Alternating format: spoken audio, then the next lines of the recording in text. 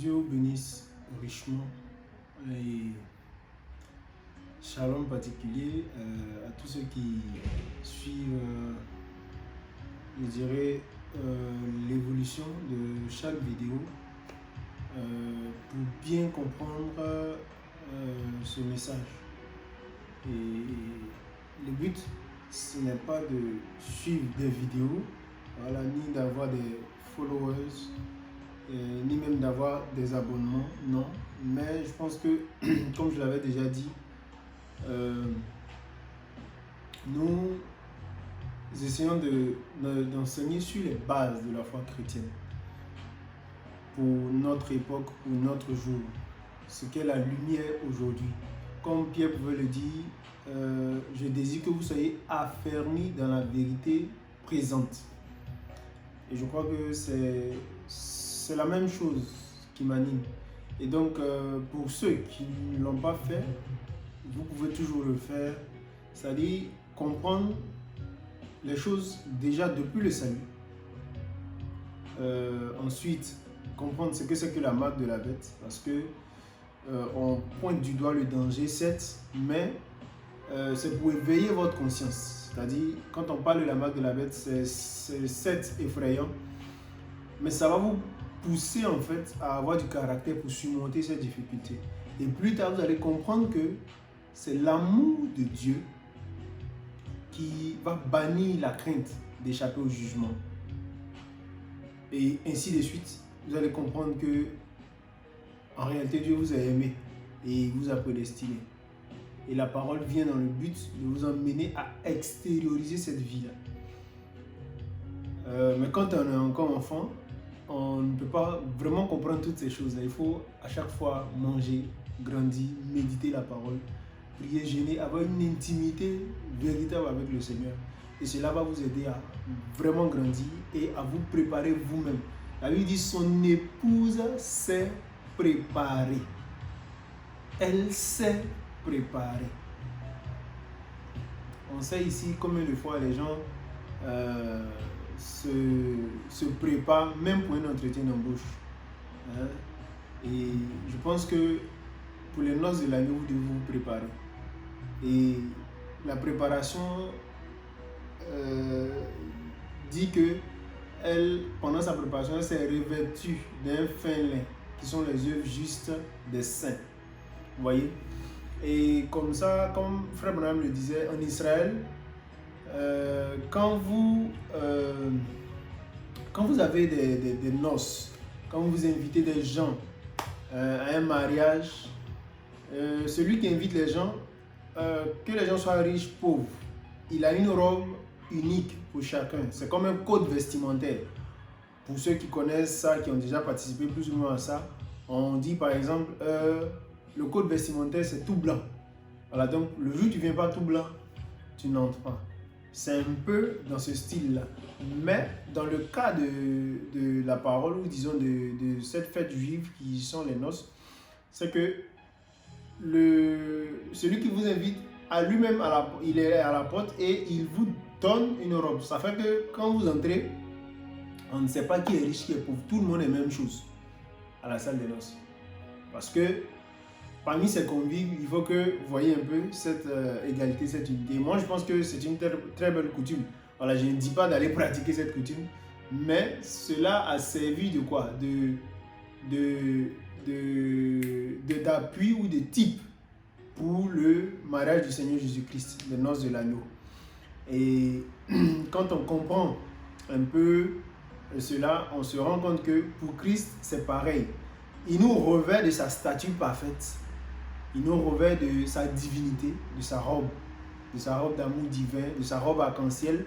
Chacun de nous, hommes, femmes, qui que vous soyez, riches, pauvres, libres, esclaves, tout le monde est invité. Et tout le monde doit porter cette robe de noces-là pour y entrer. Parce que quand il va vous trouver en griffe dans la salle des noces, sans avoir ce vêtement, il va vous chasser. C'était comme ça. Dans les noces, chez les Juifs, quand on entre, et puis on dit, mais mon ami, comment est-ce que tu as fait pour te trouver ici sans avoir la robe? Qui t'a invité? Vous voyez un peu?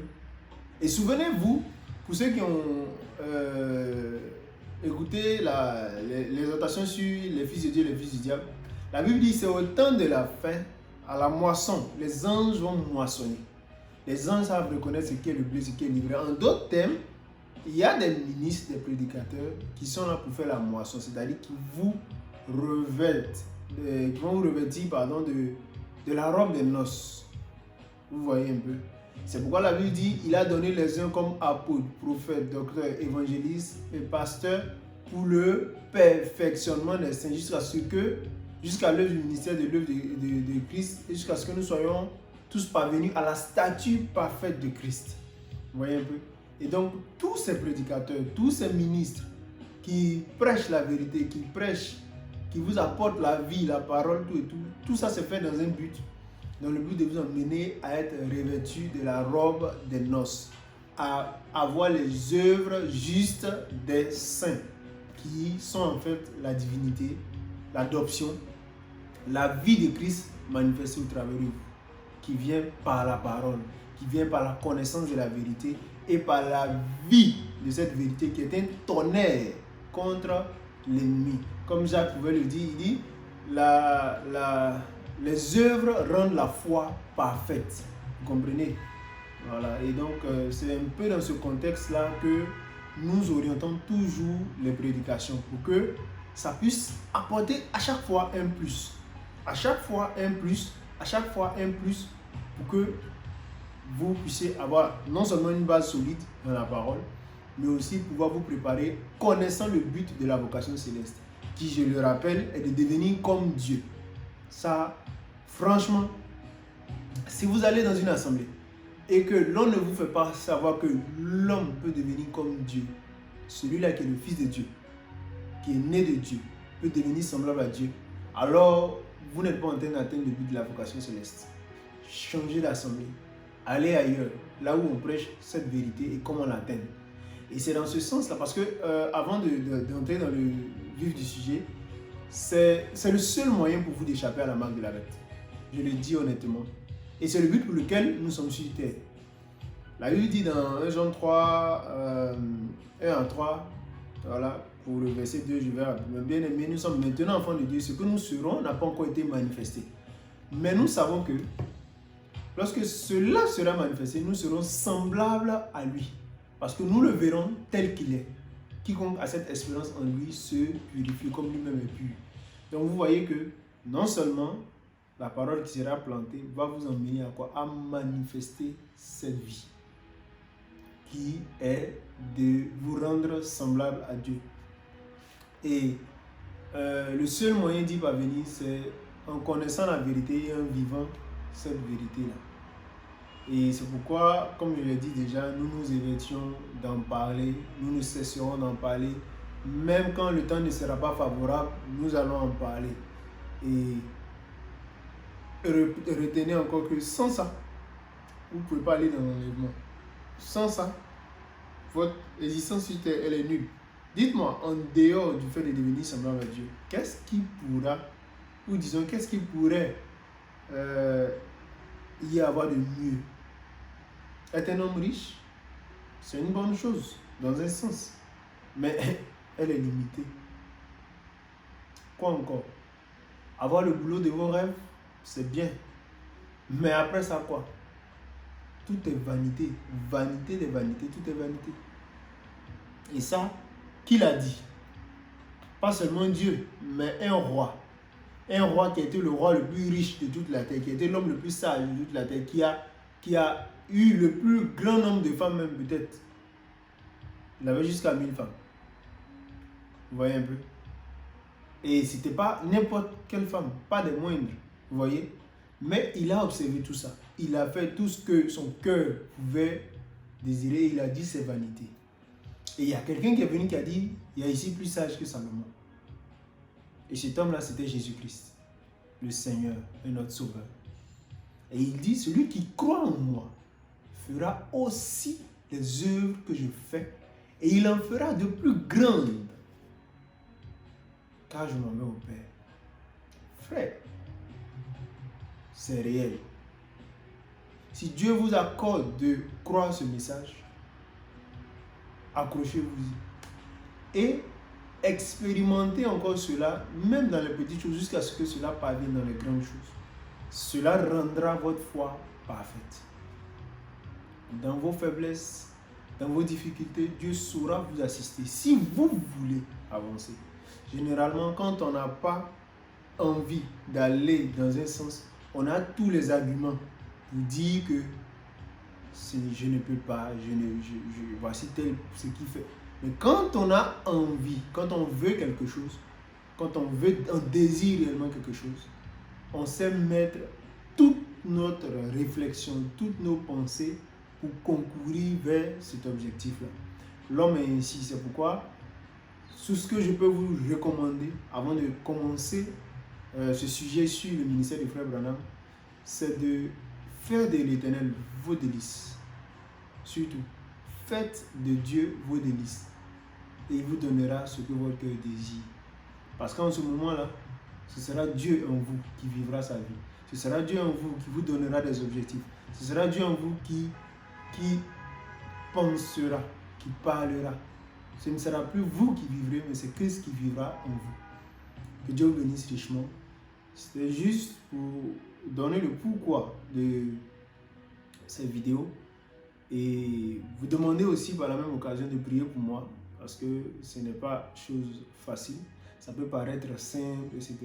Voilà, que Dieu davantage suscite les moyens émotionnels, spirituels et matériels pour cela, afin que nous puissions tous ensemble grandir dans sa parole et aider le plus grand nombre possible à découvrir la vérité et à se préparer à échapper à ce système qui sera bientôt détruit.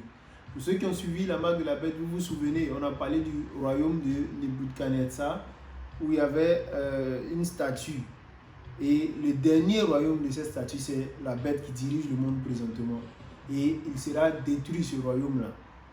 Et bientôt, avant de disparaître, il va séduire beaucoup de gens. Parce que quand il va imposer sa marque, personne ne pourra acheter ni vendre sans avoir sa marque. Aujourd'hui, là, comptez combien de personnes peuvent vivre sans argent. Comptez. Et si vous aimez vraiment les gens, aidez-les à comprendre la ruse du diable qui arrive pour les perdre. Et aidez-les à échapper à ce système-là. Voilà dans quel but ces prédications sont faites. Malgré que on pourrait dire les moyens ne permettent pas. Mais je pense que pour quiconque s'interrogera ou quiconque voudrait aider, il pourra à chaque fois faire recours à l'une de ces prédications et aider son prochain ou celui-là qui a besoin d'aide. Voilà, et cela aussi vous aidera à avoir des bases solides dans le message, c'est-à-dire à comprendre l'évangile du Seigneur Jésus-Christ qui a été restauré par le message qu'il a donné à William Aaron Branham. Vous voyez, et vous serez encore plus à l'aise en lisant les brochures de William Aaron Branham parce que quand votre base sera renforcée, vous aurez cette capacité-là de comprendre aisément le message du prophète. Et voilà, et c'est dans aussi ce but-là que nous puissions le faire. Pourquoi je dis, c'est dans le but de vous emmener à vous préparer vous-même. Vous voyez. Donc, que Dieu vous bénisse richement, que Dieu vous bénisse énormément à tous égards, que votre âme, et que je souhaite que vous puissiez prospérer à tous égards, comme prospère l'état de votre âme. Et surtout que vous serviez Dieu. C'est très important. Que Dieu vous bénisse. On va sans plus tarder passer à la parole.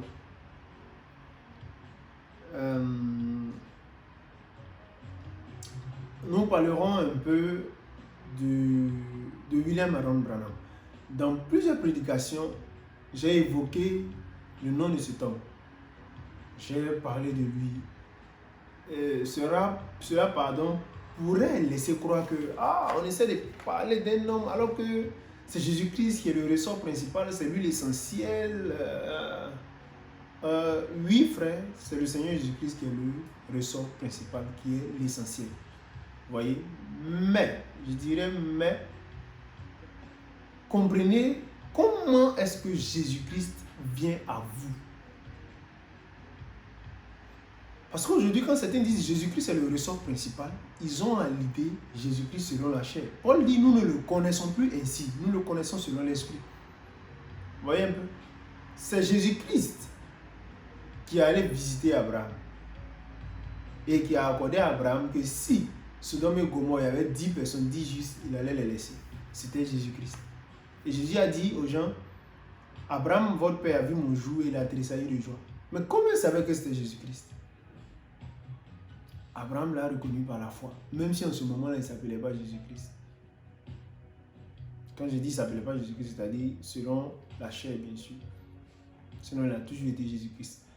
Et le même Jésus-Christ encore, cette fois-ci, par le corps d'un mortel, est venu, il a dit qu'il y aurait déluge, que les gens devaient se préparer. Qui l'a écouté? Personne. Ah non, ce n'est pas Jésus-Christ, c'est Noé. Frère, la volonté de Dieu, c'est de croire en celui que Dieu envoie. Si tu rejettes celui que Dieu envoie, tu rejettes Dieu. Et tu rejettes celui que Dieu a envoyé. Si vous comprenez maintenant. C'est pourquoi accepter Jésus-Christ, recevoir Jésus-Christ, c'est recevoir celui que Jésus-Christ envoie.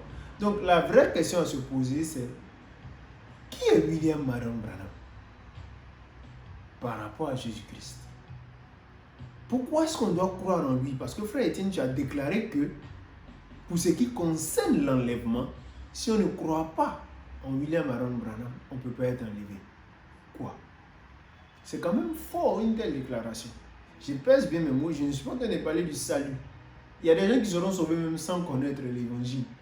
Voilà. Mais j'ai dit, vous qui vivez aujourd'hui dans ce monde, si vous voulez aller dans l'enlèvement, vous avez besoin du message de William Marion Branham. C'est ce message-là qui peut parfaitement incarner la divinité en vous, comme cela l'a été en lui-même. Donc, frère, parlons du ministère de Frère Branham, sans tarder. Et qui est Frère Branham? Toutes ces questions, laissez les préjugés, que ce que je vais vous dire vous serve d'appui pour comprendre pourquoi Dieu a envoyé cet homme-là. Et comme je l'ai toujours dit, ce n'est pas pour vous rattacher à l'homme, mais pour que vous puissiez comprendre la volonté de Dieu, comprendre ce qui est agréable et parfait et renouveler votre intelligence. C'est très important. Je ne sais pas comment le dire simplement aussi.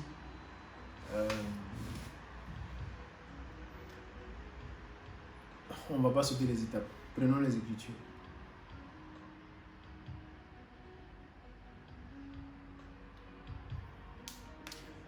Ok, vous savez, on va d'abord commencer par les venues du Seigneur, c'est-à-dire la première et la seconde venue du Seigneur. On va en parler et vous allez comprendre la place de William Branham dans ce plan de la rédemption au sujet des venues du Seigneur Jésus-Christ.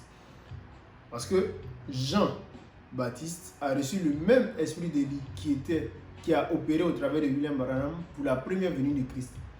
Et dans Branham, ce même esprit d'Élie a opéré pour la seconde venue. Et ensuite, vous allez comprendre encore les autres aspects du ministère de Frère Branham. Et ça sera encore plus, vous serez encore plus à l'aise. Déjà,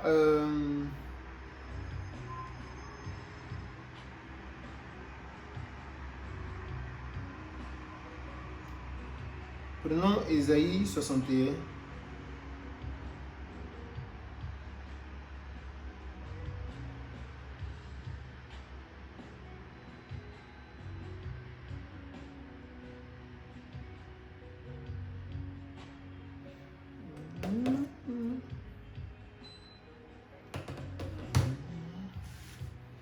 Je lis la parole du Seigneur.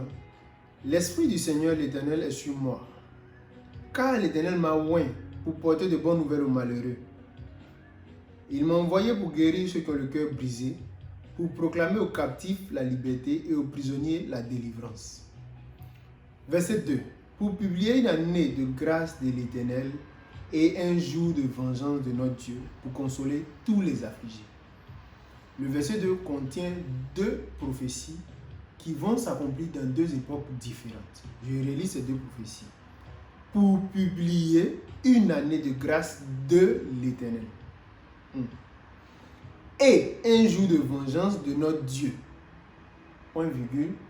Tout ça dans quel but? Pour consoler tous les affligés.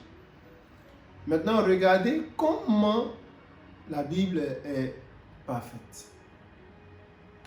Le Seigneur Jésus-Christ vient. Nous lisons dans Luc 4, à partir du verset...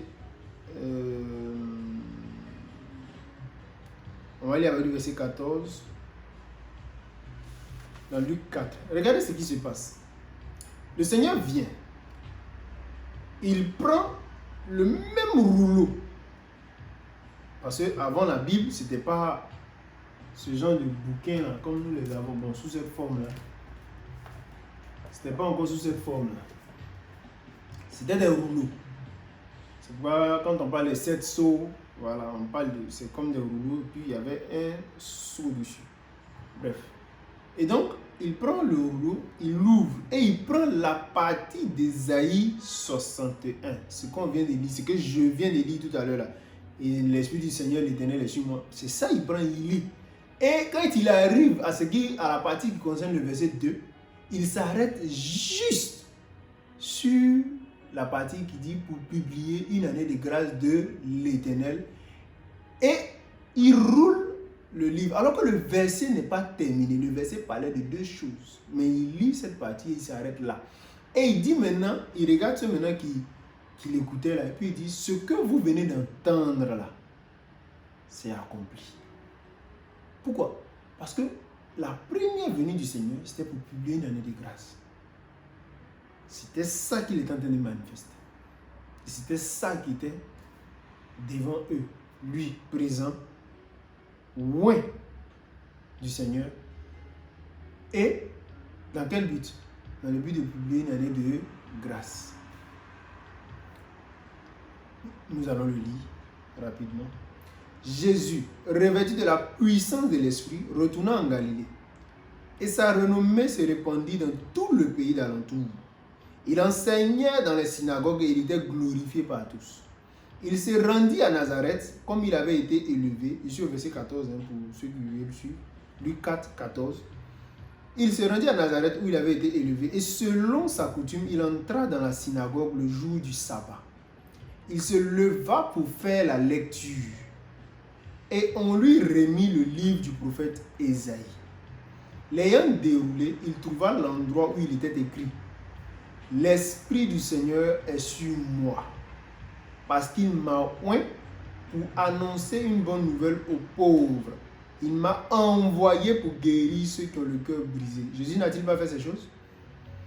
Pour proclamer aux captifs la délivrance et aux aveugles le recouvrement de la vue, pour renvoyer libres les opprimés, pour publier une année de grâce du Seigneur. Tac. Fin de citation. Ensuite, verset 20. Il roula le livre, le remit au serviteur et s'assit. Tous ceux qui se trouvaient dans la synagogue avaient les regards fixés sur lui. Il y a une pensée qui me vient. Vous voyez souvent pendant les réunions, on vous demande de vous tenir debout pour lire la parole. Je pense que vous venez de découvrir l'origine de ça. Debout, il lisait la parole. Quand il a fini, il a remis, il s'est assis maintenant pour prêcher. Alors il commença à leur dire, aujourd'hui, cette parole de l'écriture que vous venez d'entendre est accomplie. Mais le verset 2 là parlait de deux choses. Il n'a pas lu les deux choses, il a lu seulement une partie. Et il dit ce qu'eux viennent d'entendre là est accompli. Pourquoi? Parce que la deuxième partie concerne le jour de vengeance du Seigneur. Quand vous retournez dans Ésaïe 61, vous le verrez. Ésaïe 61 verset 2, regardez, il dit pour publier une année de grâce de l'Éternel et un jour de vengeance de notre Dieu. C'est-à-dire, le temps de grâce sera très long, mais le temps de vengeance sera très très court quand il viendra pour ça. Mais qu'est-ce qui est ce temps de vengeance là? Pourquoi est-ce qu'il n'a pas lu ça? Parce que le temps de vengeance là s'accomplit au moment où il vient pour condamner ceux qui ont pris la marque de la bête. Vous commencez à comprendre c'est dans quelle époque? C'est dans notre époque que cela va s'accomplir. Pour ceux qui ont suivi ce que c'est que la marque de la bête, vous allez comprendre que le retour du Seigneur est imminent. Il est plus que proche. Frères, éveillez-vous. Arrêtez de dormir. Les petits péchés avec lesquels vous badinez là, demandez au Seigneur de vous faire grâce, de surmonter ça. Consacrez-vous et apprenez à manifester la vie d'un fils de Dieu. Que ce soit sur le plan de la parole, que ce soit sur le plan de la vie surnaturelle. Vous devez de vous convaincre vous-même, de rassurer votre cœur que vous êtes réellement prédestiné.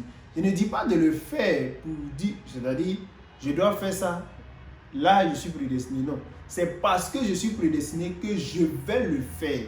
Et quand tu y arrives, cela te confirme ta prédestination. On se comprend, non? Si je dis que je sais chanter, c'est par l'expression de ma façon de chanter que vous allez dire vraiment, il sait chanter. Il ne le dit pas seulement, mais il sait chanter. Parce que votre foi, c'est pour Dieu. Vos œuvres, c'est pour les hommes. Il en sera ainsi, ça ne va jamais changer. Et vos œuvres vont vous-même aussi vous rassurer. Je suis riche. C'est un exemple que je prends. Ah, mais c'est comment? Je suis un peu coincé là, il faut m'aider. Ah, c'est chaud, hein, c'est mou, hein. Le gars va dire quoi? Ton riche, je suis riche. Ton je suis riche, c'est un esprit. Lui, il ne voit pas dedans. Tu es un plaisantin. C'est comme ça qu'il va voir. Même parce que tant que ce n'est pas manifesté, lui, il ne croit pas. Et toi-même, si ton promoteur de maison vient, c'est un exemple, et que tu lui dises, mon frère, il ne faut pas t'inquiéter, je suis riche. Il va dire, d'accord, donne-moi mon argent. Tu vas dire quoi? Bref, ça vous dit que les œuvres sont l'expression de la foi. Hein? On se comprend maintenant. Si tu es vraiment un fils de Dieu, tu dois pouvoir te guérir toi-même, sans médicaments. Quand la médecine te dit qu'elle est limitée, tu dis, oh, j'ai la puissance. Il y a un fils de Dieu, il était parti prier. Quand il a fini, il est venu. Ceux qui devaient l'attendre avec le bateau, là, il avait dévancé jusqu'à c'était trop loin. Il ne savait pas comment les rejoindre. Comme c'est un fils de Dieu, il a marché sur l'eau, il est parti les rejoindre. Vous le connaissez, c'est le Seigneur Jésus-Christ. Voilà. Donc, c'est pour vous dire que les œuvres sont l'expression de la foi. Continuons notre sujet. Donc, le jour de vengeance. Le jour de vengeance, comme je le disais déjà, c'est au sujet de la marque de la bête. Et ceux qui auront pris la marque de la bête elle-même, le faux prophète, eux tous, ils viennent se venger contre eux, c'est-à-dire contre le système qui a servi l'humanité présentement. Et nous allons le lire pour que vous soyez rassurés que la première venue du Seigneur n'était pas pour se venger. C'est sa seconde venue là. Quand les gens vont le voir de leurs yeux, c'est qu'il est venu se venger. Mais il faut faire vraiment attention. Et nous sommes dans ce temps-là. C'est pourquoi j'ai parlé de la marque de la bête d'abord, avant de parler de la venue du Seigneur. Parce que les deux sont liés. Il vient se venger. De la même manière, il s'est vengé de l'Égypte à l'époque, qui a opprimé le peuple de Dieu. Au moins, il venait libérer le peuple de Dieu.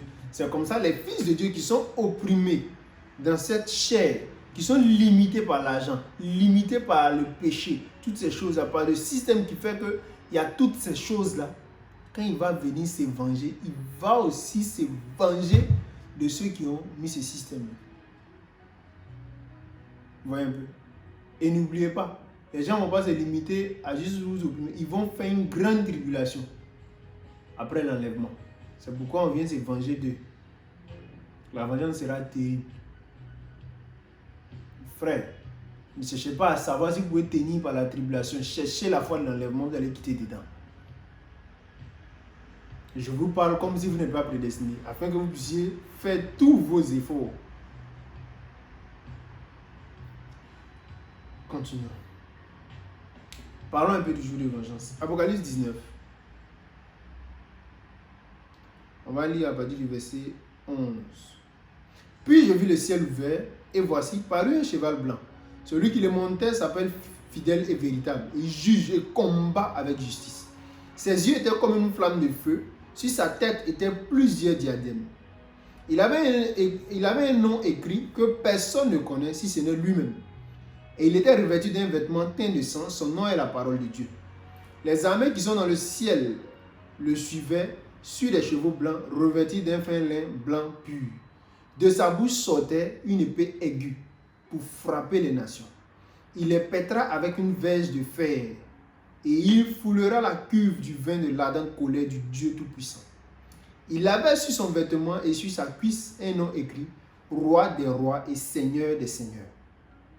Et je vis un ange qui se tenait dans le soleil et il cria d'une voix forte, disant à tous les oiseaux qui volaient par le milieu du ciel, venez, rassemblez-vous pour le grand festin de Dieu, afin de manger la chair des rois, la chair des chefs militaires, la chair des puissants, la chair des chevaux et ceux qui les montent, la chair de tous, libres et esclaves, petits et grands.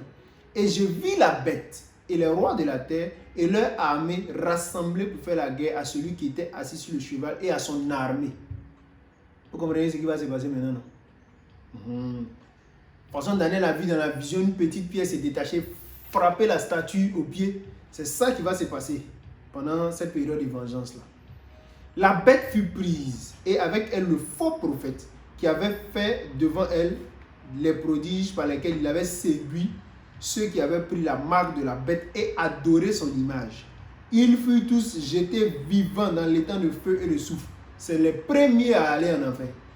Actuellement, tous ceux qui meurent, là, ils vont au séjour des morts. Mais les deux là, les premiers à aller en enfer. Et les autres furent tués par l'épée qui sortait de la bouche de celui qui était assis sur le cheval, et tous les oiseaux se rassasièrent de leur chair. Le puissant conquérant revient. Ça, c'est le chef de mon parti politique. Jesus Christ. Nous, on gère la terre. Nous, on n'est pas là pour les pays, non. Nous, on vient gérer le monde. Voilà, si vous voulez faire campagne, là, voilà l'homme pour qui vous devez faire campagne. Le grand conquérant. Le puissant vainqueur. Frère, il n'y a pas son thé. Continuons. Donc, voici le jour de vengeance. Et ce jour de vengeance-là, ce n'est pas encore accompli. Vous savez, je sais. Sinon, ils ne seraient pas en train de prêcher. Ils n'ont pas encore imposé la marque de la bête à quelqu'un. Actuellement, ils sont en train de faire subtilement pour que les gens prennent ça sur le front.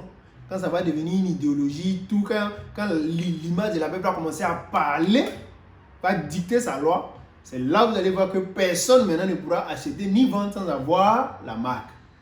On n'est pas encore arrivé à ce niveau-là. Donc, le jour de vengeance n'est pas encore accompli. Parce que quand le jour de vengeance est accompli, il n'y a plus à faire de bêtes. Tout ça là, c'est fini. Christ est là, il règne avec son épouse sur la terre. Ah oui, sur la terre. Et donc,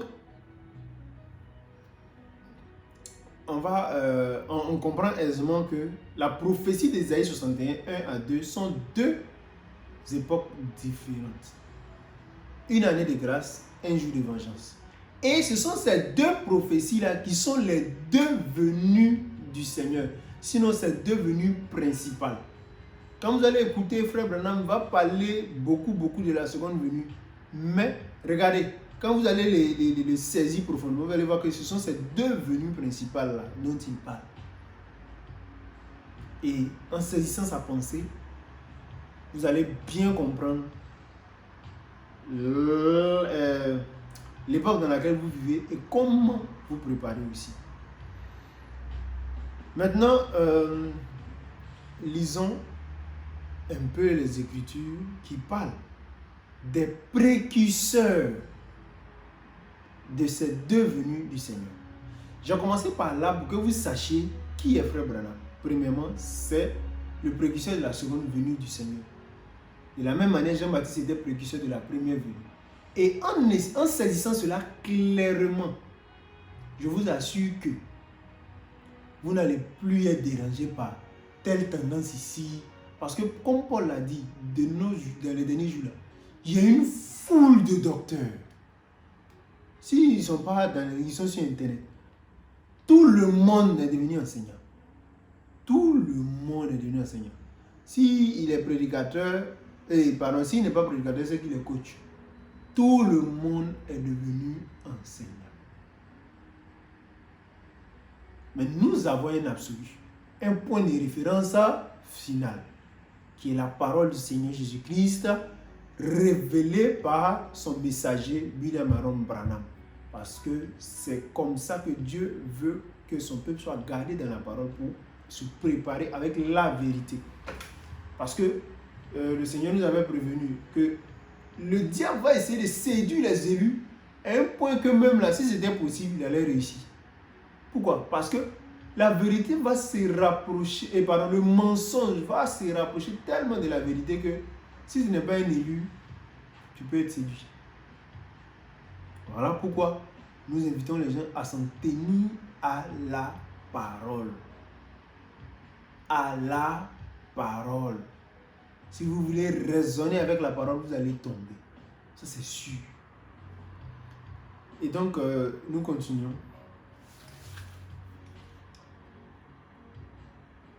Dans Malachie parle du jour de vengeance, de ce grand jour de vengeance. Et il dit qu'avant ce jour de vengeance, Dieu va envoyer le prophète Élie pour faire deux choses.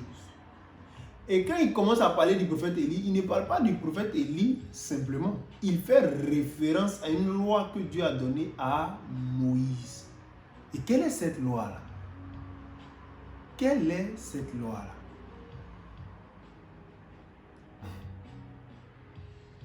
C'est que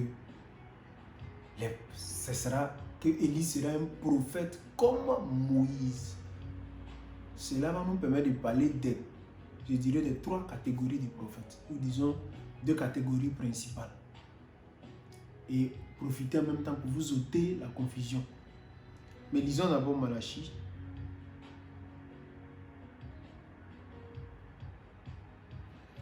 Je lis ceci. Car voici, le jour vient, ardent comme une fournaise.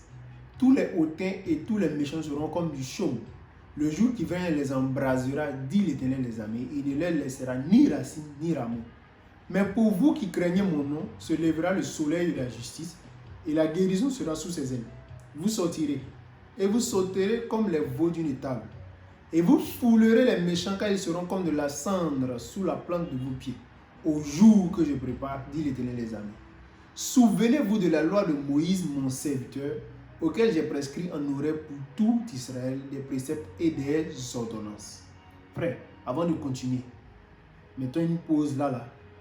Allons, il dit souvenez-vous. Donc allons voir ce qu'il a dit à Moïse. Qu'est-ce qu'il a dit à Moïse?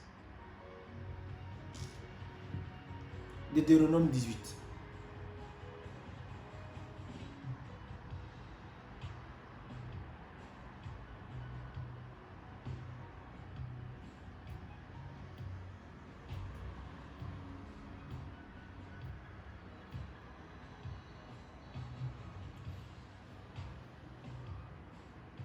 L'Éternel ton Dieu, sur verset 15, Rome 18, verset 15. L'Éternel ton Dieu te suscitera du milieu de toi, dans tes frères, un prophète comme moi.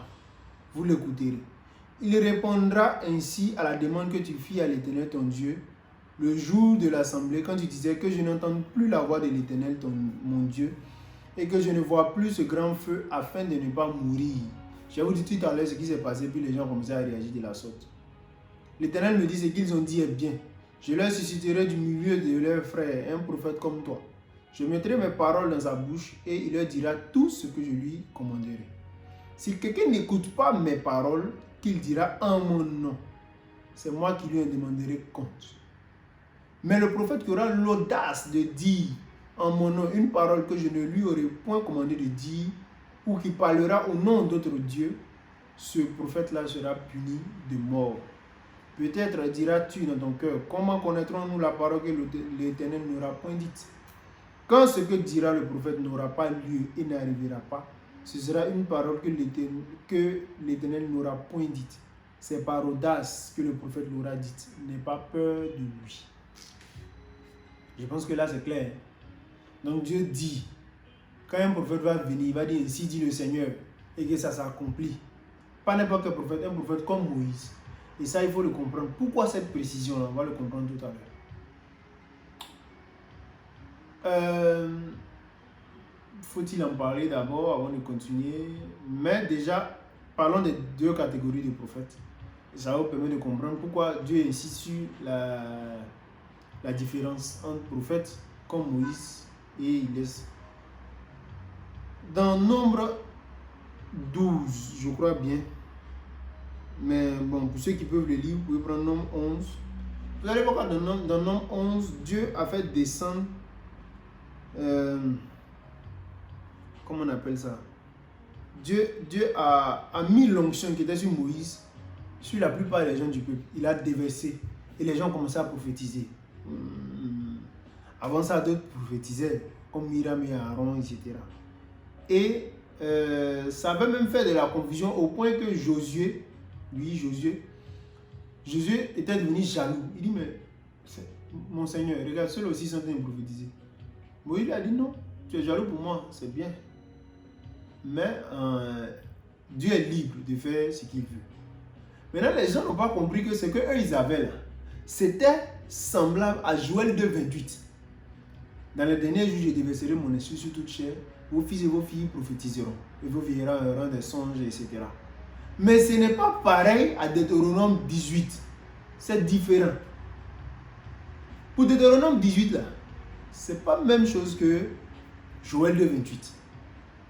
Pour Joël 2,28, là, tout le monde peut avoir. Vos fils et vos filles. Pour Deutéronome 18, là, c'est des gens que Dieu suscite uniquement dans une époque bien précise, pour un plan précis, pour diriger son peuple avec la parole, avec l'ainsi dit le Seigneur. Ce sont des sentinelles qui doivent avertir le peuple. Ce sont des fils de l'homme, si je peux le dire ainsi. Des fils de l'homme. Jésus, il est le fils de l'homme.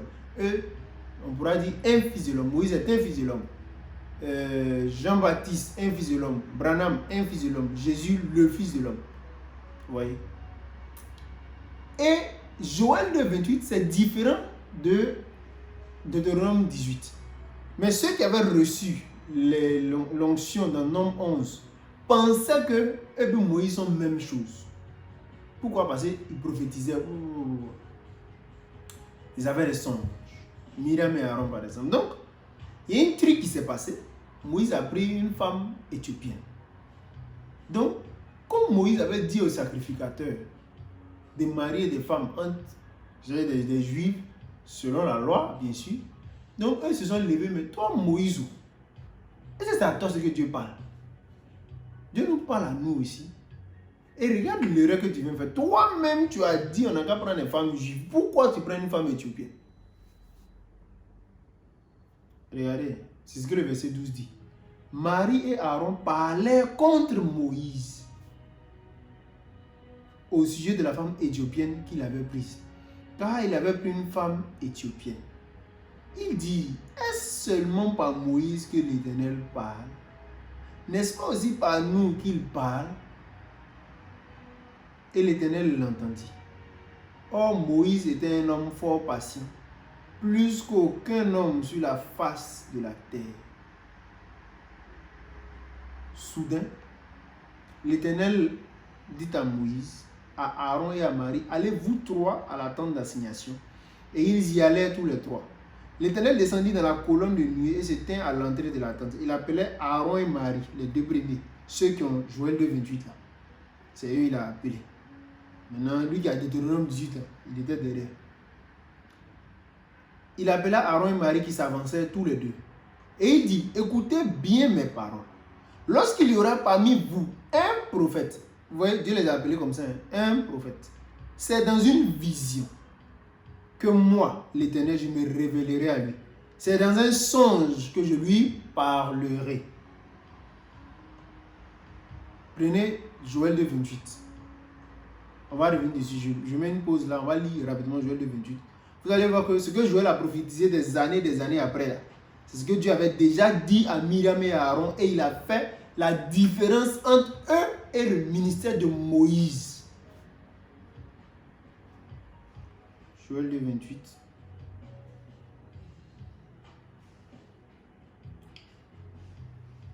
Après cela, je répandrai mon esprit sur toute chair. Vos fils et vos filles prophétiseront. Vos vieillards auront des songes et vos jeunes gens des visions. Même sur les serviteurs et les servantes, dans ces jours-là, je répandrai mon esprit. Ainsi de suite. Vous voyez, la même chose qu'il a dit à Myriam et à Aaron. Allons relire pour continuer. Nombre 12.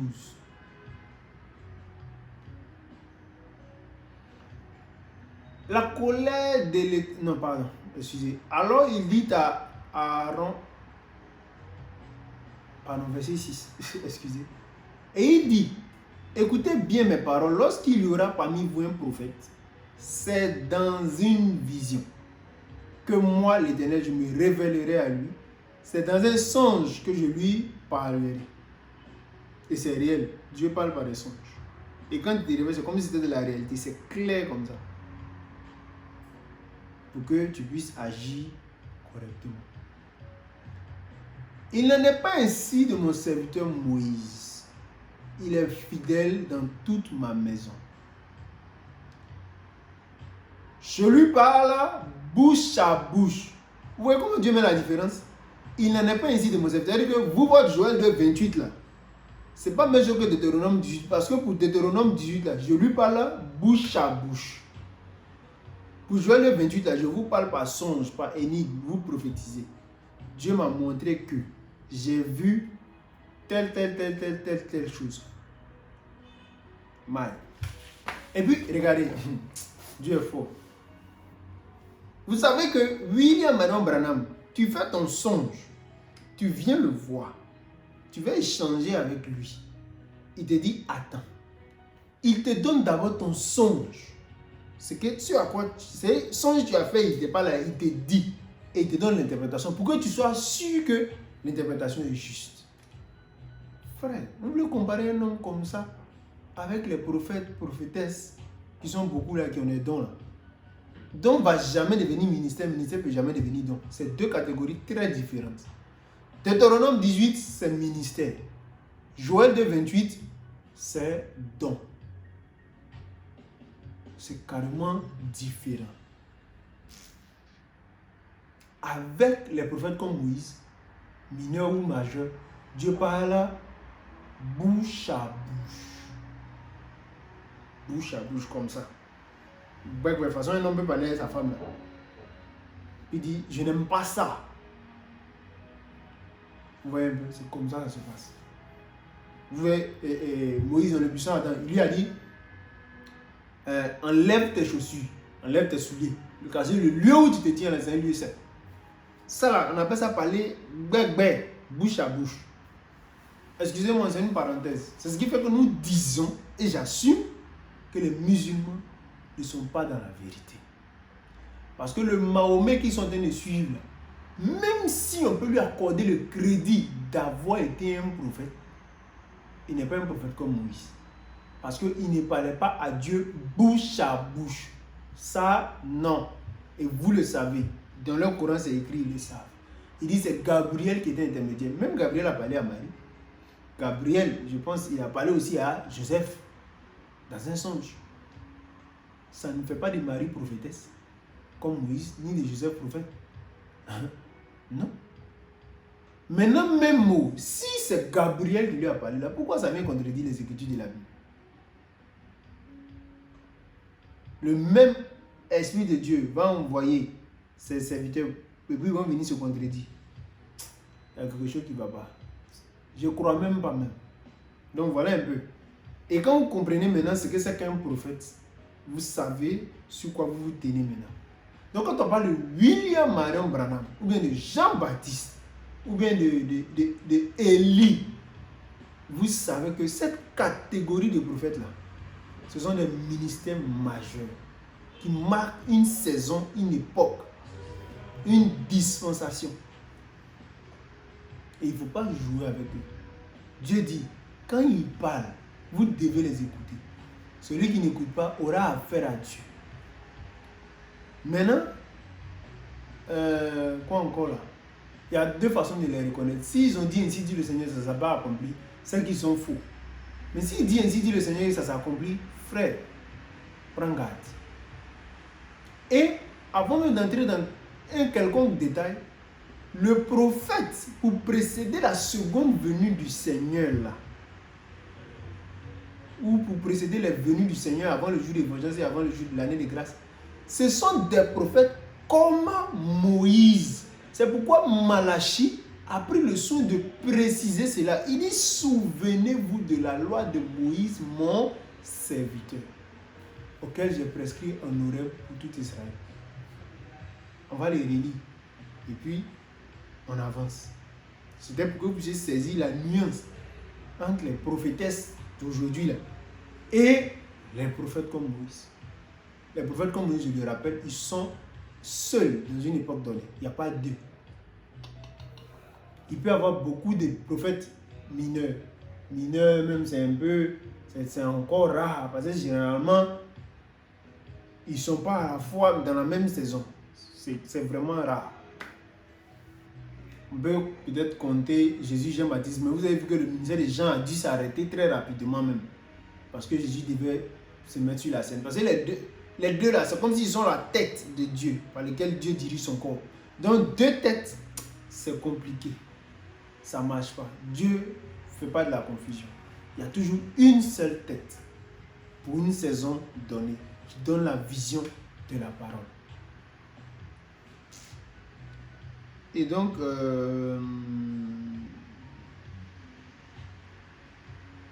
on continue dans Malachie.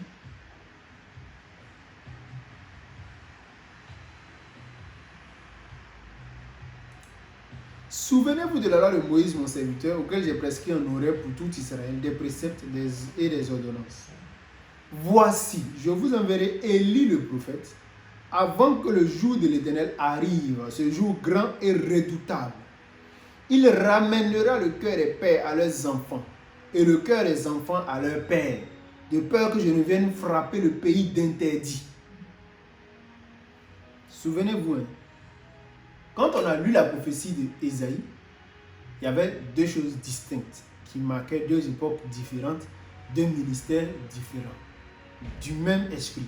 C'est la même chose avec l'esprit d'Élie. Verset 6, regardez. Il ramènera le cœur des pères à leurs enfants et le cœur des enfants à leurs pères, de peur que je ne vienne frapper le pays d'interdit. Quand l'ange qui va venir donner la commission de Jean-Baptiste va arriver, il va parler, il va s'arrêter sur la partie pour ramener le cœur des pères à leurs enfants. Pourquoi? Parce que c'était de prendre les gens de l'ancienne alliance et les amener à la nouvelle alliance, du judaïsme pour les amener au christianisme. C'est-à-dire tout ce qui était dans la loi mosaïque, etc., là, pour les amener à ce que les apôtres ont bâti comme fondement, c'est-à-dire le christianisme. Et c'était ça, le message de Jean-Baptiste. C'était ça, de leur présenter comment entrer dans cette nouvelle alliance. Maintenant, l'autre partie qui reste est le cœur des enfants à leur père, le cœur des enfants à leur père. Ça concerne la seconde venue de Christ. Le même esprit encore va venir préparer la seconde venue de Christ. Et qu'est-ce qu'il va faire cette fois-ci? Il va prendre ceux qui sont là, au temps présent. Parce que là, quand l'esprit de l'île est présent, ceux qui sont là, c'est eux qui sont les enfants. L'ancienne alliance, là, c'était avant que l'esprit de l'île ne vienne. Vous voyez? Donc, ceux qui avaient débuté ça étaient les pères. Donc, là où l'esprit de l'île se tient, par exemple, en Jean-Baptiste, cette époque-là était appelée les enfants. Donc, on prend ceux de l'ancienne alliance, on les envoie dans la nouvelle alliance. Maintenant, nous, aujourd'hui, là, les apôtres sont un peu comme un passé pour nous. Donc, ils sont nos pères dans la foi. Et nous, aujourd'hui, nous représentons les enfants parce que l'esprit de l'île est autant présent. Nous qui sommes avec lui, là, représentons les enfants dans la foi. Il va nous ramener à ce que les apôtres ont bâti. Vous comprenez maintenant cette écriture-là? Et vous allez voir que quand l'ange va venir parler au papa de Jean-Baptiste, qu'est-ce qui va se passer? Il va détailler jusqu'à... Il va dire que, de toute façon, on a dit Élie doit venir là. En réalité, c'est que c'est l'esprit d'Élie et la puissance d'Élie qui seront dans l'enfant là. Vous comprenez? Et c'est ainsi que cet enfant, Jean-Baptiste là, sera Élie pour préparer la venue du Seigneur. pour ramener le cœur des pères vers les enfants. Vous comprenez maintenant? Et pour eux, c'était comme une nouvelle chose. Or, pour nous, par exemple, là, c'est comme s'ils ont bâti déjà la chose et nous, on a gâté. Donc, on doit rétablir. Vous pesez, vous saisissez maintenant, non? C'est-à-dire, la chose avait été bâtie. Les apôtres ont déjà posé le fondement. Nous sommes bâtis sur le fondement des apôtres et des prophètes. Jésus-Christ étant la pierre angulaire. Donc, c'est posé, le fondement est là. Maintenant, on est divisé aujourd'hui, baptistes et toutes sortes de communautés. Pourquoi? Parce qu'on s'est écarté du fondement apostolique. Si on était bâti sur le même fondement, on n'aurait pas de division. On n'aurait pas de division. On aurait une seule communauté qui se multiplie dans les quartiers, dans les villes, dans le monde entier, qu'on appellerait l'église ou l'épouse, pour ceux qui sont vraiment prédestinés. Mais, si vous voyez maintenant église baptiste, ça veut dire qu'ils ont une partie de la parole et une partie de la conception humaine. C'est-à-dire un peu d'homme, un peu de Dieu. Mais ça fait toujours l'homme. Parce que quand c'est hybride, c'est faux. C'est un exemple. Si je prends mon nom, il va aller remplir chèque. J'ai écrit Némé. Et puis, j'ai une partie de mon nom. Et puis, je mets à la fin Cynthia. Némé Cynthia. Ah! Le gars là, il s'appelle Némé Cynthia. Nous, on ne connaît pas de Némé Cynthia ici. Le compte qui est ici là n'appartient pas à Némé Cynthia. Ça appartient à Némé Bagou. Vous comprenez? Donc, une partie de la parole, l'autre partie n'est pas la parole, ce n'est pas la parole. C'est pourquoi la Bible dit le Saint-Esprit va vous conduire dans toute la vérité. Et la parole, la Bible, quand on a lu l'Apocalypse, on dit quoi? Son nom est la parole de Dieu. Donc, si vous voulez porter le nom de Jésus-Christ, demeurez dans toute la parole. Et c'est pour que nous puissions demeurer dans toute la parole, nous qui partons aux noces de l'agneau, que Dieu va faire quoi? Dieu va envoyer quelqu'un pour les enfants aujourd'hui que nous sommes, pour restaurer, pour rétablir le fondement que les apôtres ont bâti, ont posé. Donc, ramener la foi des enfants vers les pères revient à faire quoi? À rebâtir le fondement apostolique. Amener toutes les églises à comprendre que vous êtes divisés là. Vous tous, vous avez tort. Voici la vérité. Revenez à la vérité. C'est la même chose que Jean-Baptiste a fait. Il n'est pas rentré chez les pharisiens pour dire, bon, nous les pharisiens, vous là, vous devez venir chez nous. Il est resté dehors et il a appelé tous ceux qui sont divisés, pharisiens, sadducéens, scribes, hérodiens, docteurs de la loi. Il dit, quittez dans vos ismes là. Venez à la vérité. Comprenez? Et c'est la même chose que l'esprit d'Élie va faire en ce temps de la fin, ou disons, a fait. Vous allez comprendre pourquoi il dit ça. A fait. Et nous sommes en train de prendre cette foi-là pour nous préparer. Parce que ça a été fait. Lisons dans Luc, on va voir ce qui s'est passé. Luc 1, à partir du verset 10. Toute la multitude du peuple était dehors en prière à l'heure du parfum. Alors un ange du Seigneur apparut à Zacharie et s'était debout à droite de l'autel des parfums. Zacharie fut troublé en le voyant et la frayeur s'empara de lui. Et souvent nous-mêmes on est là, on dit, on veut voir l'ange du Seigneur. On ne sait pas ce qu'on dit. Moi, merci dedans. Parce que souvent tu as envie de voir ces expériences et puis genre, ça va booster ta foi jusqu'à... Mais le corps humain, est-ce que le corps humain peut tenir avec la présence surnaturelle? C'est-à-dire que Dieu même là-même, c'est l'ombre de sa présence qui nous envoie. Parce que la chair là ne peut pas supporter. Mais un jour viendra. Praise God. Continuons. Mais l'ange lui dit, ne crains point, Zacharie, car ta prière a été exaucée. Ta femme Élisabeth t'enfantera un fils, et tu lui donneras le nom de Jean. Il sera pour toi un sujet d'allégresse, et plusieurs se réjouiront de sa naissance. quand il sera grand devant le Seigneur, il ne boira ni vin, ni liqueur enivrante, et il sera rempli de l'Esprit Saint dès le sein de sa mère. Pour ceux qui savent, ça s'est accompli lorsque Marie allait rendre visite à 6 mois de grossesse d'Élisabeth. Elle a battu la voix et Élisabeth, en son sein, elle a tressailli et elle était remplie du Saint-Esprit. Elle au bébé, boum. Donc Jésus même dans son bébé, là, il baptise les gens du Saint-Esprit. Bref, c'est une parenthèse.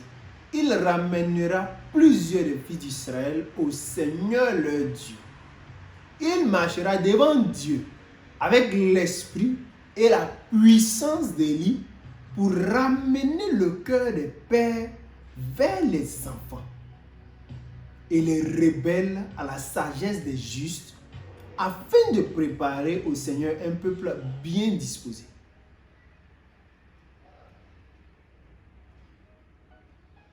Et c'est dedans ils ont cité ramener le cœur des enfants vers les pères. Et regardez, il dit, il marchera devant Dieu avec l'esprit et la puissance d'Élie pour ramener le cœur des pères vers les enfants. Pourquoi? C'est ce que Malachie avait dit. Et c'est ce que je vous ai expliqué en long et en large tout à l'heure. Parce que Jean, c'était pour la première venue. Celui qui va venir pour la seconde venue, là, il va avoir le même esprit d'Élie. De la même manière, Jésus aura le même esprit du Seigneur, mais pour se venger. Mais lui, il aura le même esprit d'Élie pour rétablir la parole qui a été pervertie. C'est-à-dire pour ramener la foi des enfants à la foi des pères. Continuons. Et donc, Jean, ainsi, est l'Élie qui vient pour la première venue du Seigneur. Et je sais que vous le comprenez maintenant. C'est clair. Et pour confirmation, parce qu'à l'état civil, il ne s'appelait pas Élie. Mais comment les gens pouvaient faire pour savoir que, l'Élie qu'on cherche là, c'est lui qui est là. Parce que, avant de continuer, frère, il y a une vérité qu'on va se dire. Il y a des gens, souvent vous leur dites, non, en ce temps de la fin, là, Dieu a envoyé un prophète pour nous préparer pour la foi de l'enlèvement. Il te dit, son nom est dans la Bible. Il ne veut pas être impoli, mais c'est ça là, cette question qu'on pose. C'est-à-dire que quand les gens ne veulent pas croire, là, ils ont toutes sortes de bêtises qui peuvent te... Regardez, prenons le ministère de Jean-Baptiste, même Jésus lui-même. Quand ils étaient vivants, on avait vu quoi? On avait l'Ancien Testament. Vous voyez? On avait l'Ancien Testament. Et l'Ancien Testament, c'était leur ministère. On n'avait pas leur nom dedans. Celui qui dit que je me trompe, il n'a qu'à prendre l'Ancien Testament seulement et il n'a qu'à trouver le nom de Jean-Baptiste dedans. Il va me montrer. Il me montre ça là. Moi, je crois. C'est-à-dire que tout ce qu'il va me dire de faire, il fait. Il n'a qu'à aussi prendre l'Ancien Testament, même trouver le nom Jésus dedans. Si il trouve ça, moi, je vais lui montrer le nom de Branham dans la Bible. Aussi sûr que 2 et 2 font 4. Dieu ne fait pas comme ça. Regardez ce qui s'est passé. Dieu a pris soin d'écrire leur ministère. Leur ministère. Parce que quand cette écriture va se manifester, tu vas reconnaître l'arbre par son fruit. Regardez. Je vais vous donner des exemples avant de continuer. Puis on va voir confirmation. Confirmation verbale et confirmation par les œuvres. Les deux. Et même par la science, tout. Bref, mais les deux.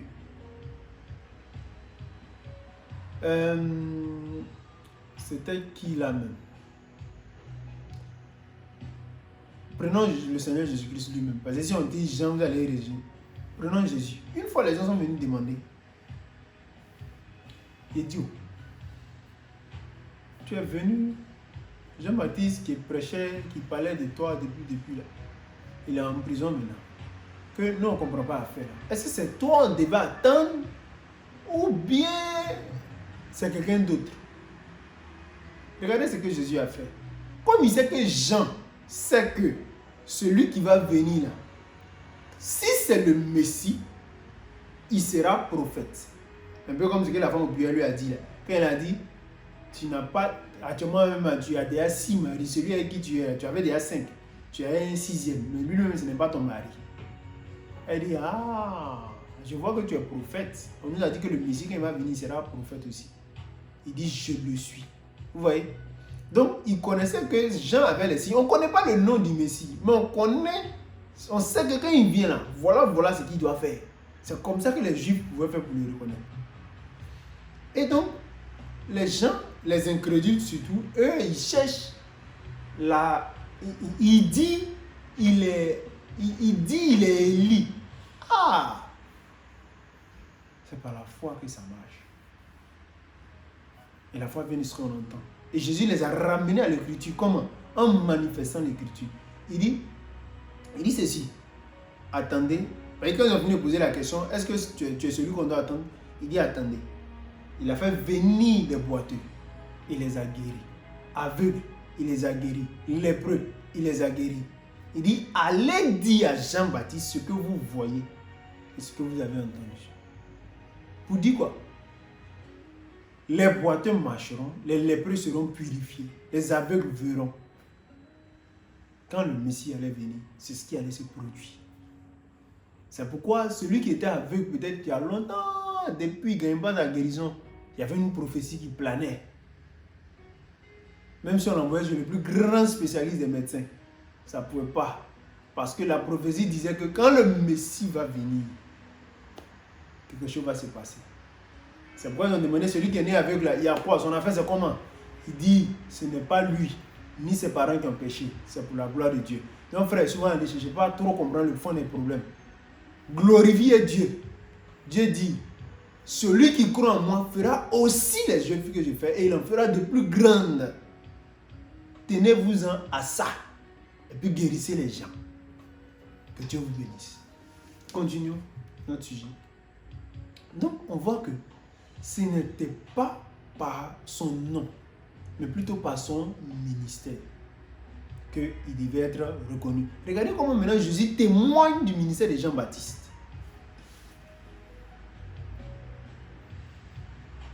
Je vais lire toujours dans Luc. On va prendre Matthieu d'abord, Matthieu 11.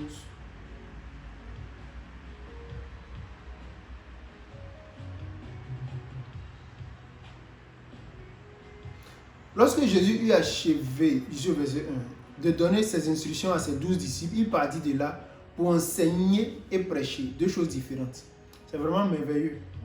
Il enseignait et il prêchait. Nous, on ne sait pas prêcher. De temps en temps, on fait l'effort d'enseigner. Et je pense que Dieu vous suscitera des prédicateurs, des gens vraiment bouillonnants de feu, vous aider avec la parole. Parce que les deux choses là vont ensemble, l'enseignement et la prédication. Vous en avez besoin. Voilà, ça a toujours été mon désir de savoir prêcher, mais je ne sais pas prêcher. Je ne sais qu'enseigner. Je continue. Il dit, et prêcher dans les villes du pays. Jean, ayant entendu parler de sa prison, dans sa prison, des œuvres du Christ, lui fit dire par ses disciples, es-tu celui qui doit venir ou devons-nous attendre un autre? Jésus leur répondit, allez rapporter à Jean ce que vous entendez, ce que vous voyez. Les aveugles voient, les boiteux marchent, les lépreux sont purifiés, les sourds entendent, les morts ressuscitent, et la bonne nouvelle est prêchée et annoncée aux gens. Heureux celui pour qui je ne serai pas une occasion de chute. Comme il s'en allait, Jésus se mit à dire à la foule, au sujet de Jean-Baptiste, qu'êtes-vous allé voir au désert? Un roseau agité par le vent? Mais qu'êtes-vous allé voir? Un homme vêtu d'habits précieux? Voici ceux qui portent les habits précieux sont dans les maisons des rois. Qu'êtes-vous donc allé voir? Un prophète? Oui, vous dis-je, et plus qu'un prophète. Plus qu'un prophète, c'est quel ministère? Moi, je ne sais pas aussi. Mais regardez, si Jean-Baptiste, qui est Jean-Baptiste, était plus que les prophètes, alors qu'il n'a pas fait de miracle, parce qu'il a simplement montré qui est Christ. Mais sa première venue, à combien plus forte raison vous devez avoir de la considération pour le messager de Dieu qui vient préparer la seconde venue de Jésus-Christ. Et lui qui a fait des miracles, qui a restauré la parole. Frère, si vous ne croyez pas, taisez-vous. Ne dites pas de bêtises à son sujet. Je vous en prie, ne faites jamais ça. Sinon, vous allez blasphémer contre le Saint-Esprit.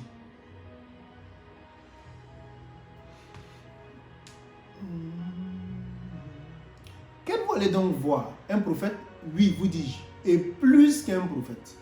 Car c'est celui dont il est écrit, voici, j'envoie. Vous voyez comment Jésus répond? Il répond en faisant référence à son ministère. Il ne dit pas non. J'avais dit dans l'Ancien Testament là, que j'allais vous envoyer quelqu'un qui va s'appeler Jean, il va faire ceci, il va faire cela. Non. Il dit, c'est celui dont il est écrit, voici, j'envoie mon messager devant ta face pour préparer ton chemin devant toi. Et c'est ce que Jean-Baptiste a accompli. Quand vous prenez ça, par exemple, c'est Malachie 3 qu'il a cité.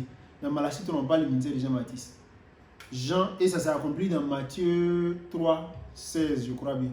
Jean le messager, Jésus le temple, et puis le Seigneur est rentré soudainement dans son temple. Parce que c'est ce qui avait été promis là-bas.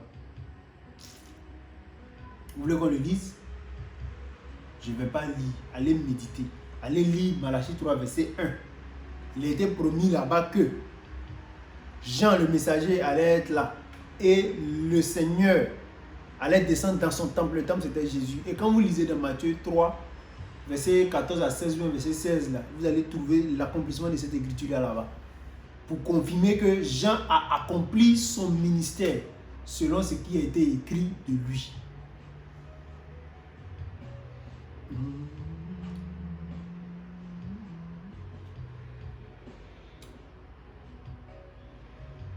Mettez pause et puis allez vérifier. Puis vous allez continuer. Je continue étant soit peu. Je vous le dis en vérité, parmi ceux qui sont nés de femmes, il n'y en a point paru de plus grand que Jean-Baptiste. Cependant, le plus petit dans le royaume des cieux est plus grand que lui. Mal. Ah, c'est un glorieux mystère. Quand on va parler de la nouvelle naissance, on va toucher ça. Avançons. Depuis le temps de Jean-Baptiste jusqu'à présent, le royaume des cieux est forcé. Et ce sont les violents qui s'en emparent. Car tous les prophètes et la loi ont prophétisé jusqu'à Jean. Et si vous voulez le comprendre, c'est lui qui est l'Élie qui devait venir. Que celui qui a des oreilles pour entendre, entende. Comprenez maintenant? Malachie a parlé de ça. L'ange a parlé à son papa. Ça s'est accompli. Il a fait ce qu'il devait faire. Quand il a fini, Jésus dit, c'est lui qui est l'Élie qui devait venir. Et si vous avez reconnu Jean comme Élie, celui que Jean a dit, voici l'agneau de Dieu qui ôte le péché du monde, c'est que c'est lui le Christ. Arrêtez de douter. Vous voyez, un prophète ne contredit pas un autre. Mais à nos amis là qui font comme ça, et ils disent, Jésus n'est pas crucifié. Ah! Et puis vous dites que nous, on n'a qu'à vous suivre. On va vous suivre sur quelle base? C'est qui fait mettre le fondement du christianisme, vous ne croyez pas. Et vous dites on va s'unir. On va s'unir sur quelle base? On n'a pas le même Dieu. Continuons. Pour celui qui pourrait prétendre ou bien s'amuser à croire que, mais Jean-Baptiste, on n'a pas vraiment besoin de son ministère pour être sauvé ou bien pour je ne sais pas quoi. Ce n'est pas essentiel, que le principal c'est Jésus. Frère ou bien soeur, calme-toi. Je vais lire quelque chose pour toi. Pour que tu comprennes que quand tu rejettes un envoyé de Dieu, tu rejettes Dieu. Et comme ça ne ment pas, tous ceux qui ont rejeté Jean-Baptiste n'ont jamais cru en Jésus, n'ont pas reconnu Jésus comme le Messie. Je préfère, peut-être même en griffe, je ne dis pas que c'est bon. Je préfère être un fanatique des gens, et puis Dieu va m'accorder la grâce après de reconnaître le Messie, plutôt que de rejeter Jean. Je ne sais pas si vous me comprenez. Voilà. Quoique, il n'y a pas de fanatisme ici. Nous ne sommes pas fanatiques. Non, on est fanatique de Jésus. C'est notre star. Le tout-puissant, le tout-suffisant.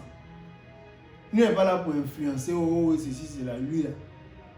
Tout ce qu'il est, il s'incarne en toi. Oui, Dieu, il incarne ça en toi. Ça, c'est une vraie star qui te rend comme lui-même. Maï, lisons la parole.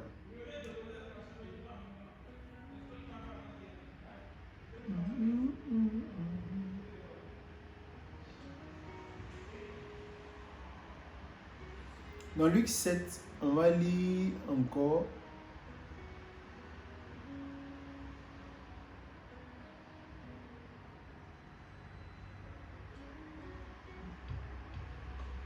Luc 7, on va lire à partir du verset 25.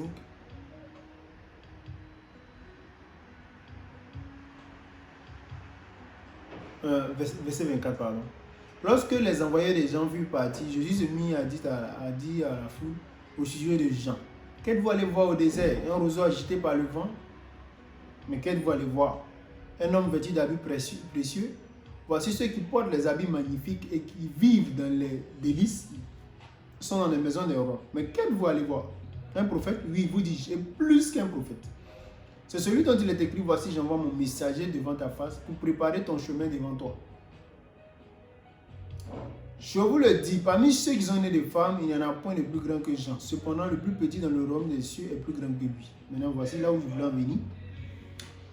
Et tout le peuple qui l'a entendu, et même les publicains, ont justifié Dieu en se faisant baptiser du baptême de Jean. Mais les pharisiens et les docteurs de la loi, en ne se faisant pas baptiser par lui, ont rendu nul à leur égard le dessein de Dieu. Non, la volonté de Dieu, c'est que tout le monde soit sauvé. Non, la volonté de Dieu, c'est que tout le monde soit... Ça, c'est un vous là-bas. La volonté de Dieu, là. Vous savez que c'est forcément bon. Maintenant, on dit, ceux qui ne se sont pas fait baptiser du baptême de Jean parce qu'ils n'ont pas accepté Jean même comme prophète. Ils étaient troublés. Toi, on ne sait pas qui tu es. Tu viens, tu baptises. C'est comme si tu étais venu avec une nouvelle doctrine. Nous, on est habitués ici, on dit femme peut prêcher. Toi, tu viens avec ta tendance que nos femmes ne prêchent pas. Pourquoi? Nous, on faisait la Sainte Seine la journée. Toi, tu viens, tu dis non, on fait la Sainte Seine la nuit. Mais pourquoi? Est-ce que ça, c'est important? Ils sont en train de rejeter le messager et son message. C'est comme ça qu'ils ont rejeté Jean et son baptême. Parce que pour eux, c'était nouveau, c'était bizarre, c'était pas dans la Bible, ils ne voyaient pas clairement. Pourtant, dans la Bible, c'est écrit qu'il y a eu déluge. Et plus tard, Pierre vient révéler que le déluge était un type du baptême. C'est pourquoi Jean est venu baptiser pour racheter l'homme, comme Dieu a racheté la terre en la baptisant d'eau. Comprenez le mystère? Quand vous savez que quelqu'un est un prophète comme Moïse, frère, écoutez-le. Et il n'y a pas deux dans cette saison. Le seul dans notre époque, là, c'est William Marion Branham. C'est pourquoi je suis en train de vous parler de son ministère. Afin que vous puissiez fermement vous attacher au Seigneur Jésus-Christ pour atteindre le but de la vocation céleste. C'est pourquoi il est pesé mes mots. Je dis, sans le ministère de cet homme, il n'y a pas d'enlèvement.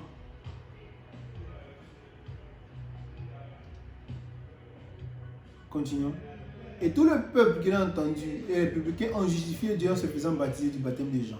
Mais les pharisiens, toujours les religieux, et les docteurs de la loi, les grands bishops, les archibishops, les évêques,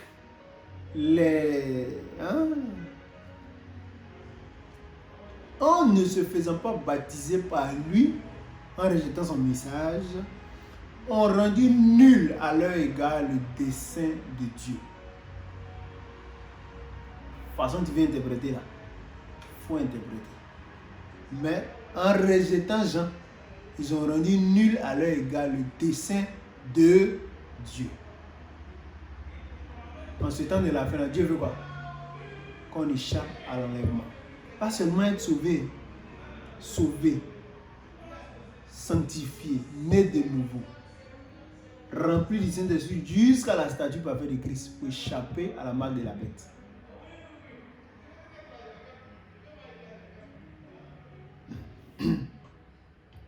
Continuons. Maintenant qu'on a vu le ministère de Jean-Baptiste et on comprend combien de fois c'était important pour cette première venue, penchons-nous un peu sur le ministère de William Branham en tant qu'Élie qui vient pour la seconde venue.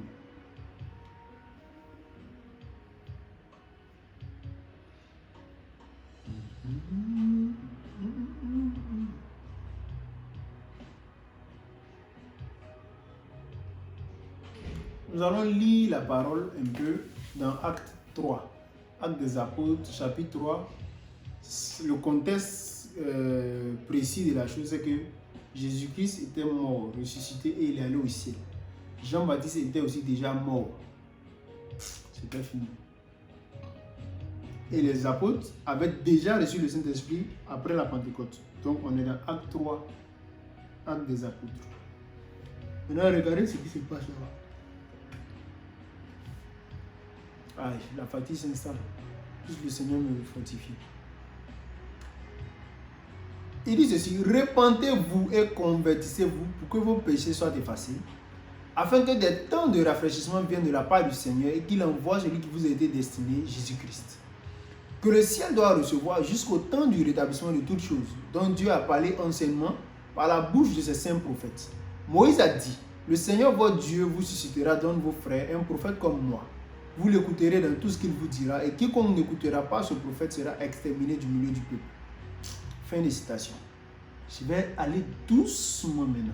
On va décortiquer un peu. Regardez, il dit: repentez-vous donc et convertissez-vous pour que vos péchés soient effacés, afin que des temps de rafraîchissement viennent de la part du Seigneur et qu'il envoie celui qui vous a été destiné, Jésus-Christ. Donc il parle de la venue du Seigneur. Pourquoi? Parce que le Seigneur était déjà parti. Le Seigneur lui avait promis de revenir. Mais le Seigneur vient, nous le savons, pour enlever secrètement son épouse et revenir avec cette même épouse pour se venger. Amen. Ensuite, regardez. Il continue en disant ceci: que le ciel, c'est-à-dire Jésus-Christ que vous êtes destiné là, que le ciel doit recevoir, en d'autres termes, que le ciel doit garder. C'est-à-dire, il est parti au ciel, il est là-bas jusqu'à quand? On ne connaît pas le jour ni l'heure, mais il dit jusqu'au temps du rétablissement de toutes choses. Donc, il y a quelque chose qui va se faire là. Quand ça va se faire, Jésus va venir. C'est le rétablissement de toutes choses. Il dit, dont Dieu a parlé anciennement par la bouche de ses saints prophètes.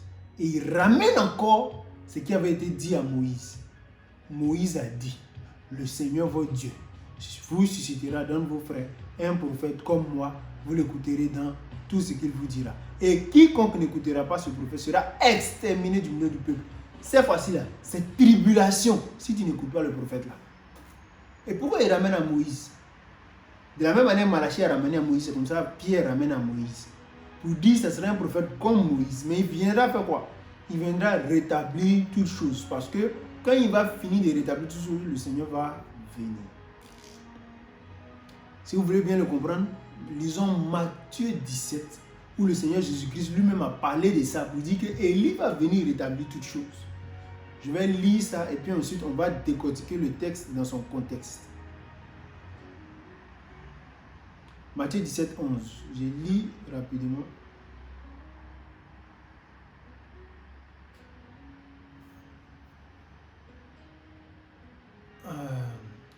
Il répondit: il est vrai qu'Élie doit venir et rétablir toutes choses. Il est vrai qu'Élie doit venir. Pourquoi? Parce que ce n'était pas encore fait. Et rétablir toutes choses. Je lis ça seulement, cette partie-là, pour que vous puissiez comprendre Acte 3. Donc, si on dit le Seigneur est gardé, et retournons dans Acte 3.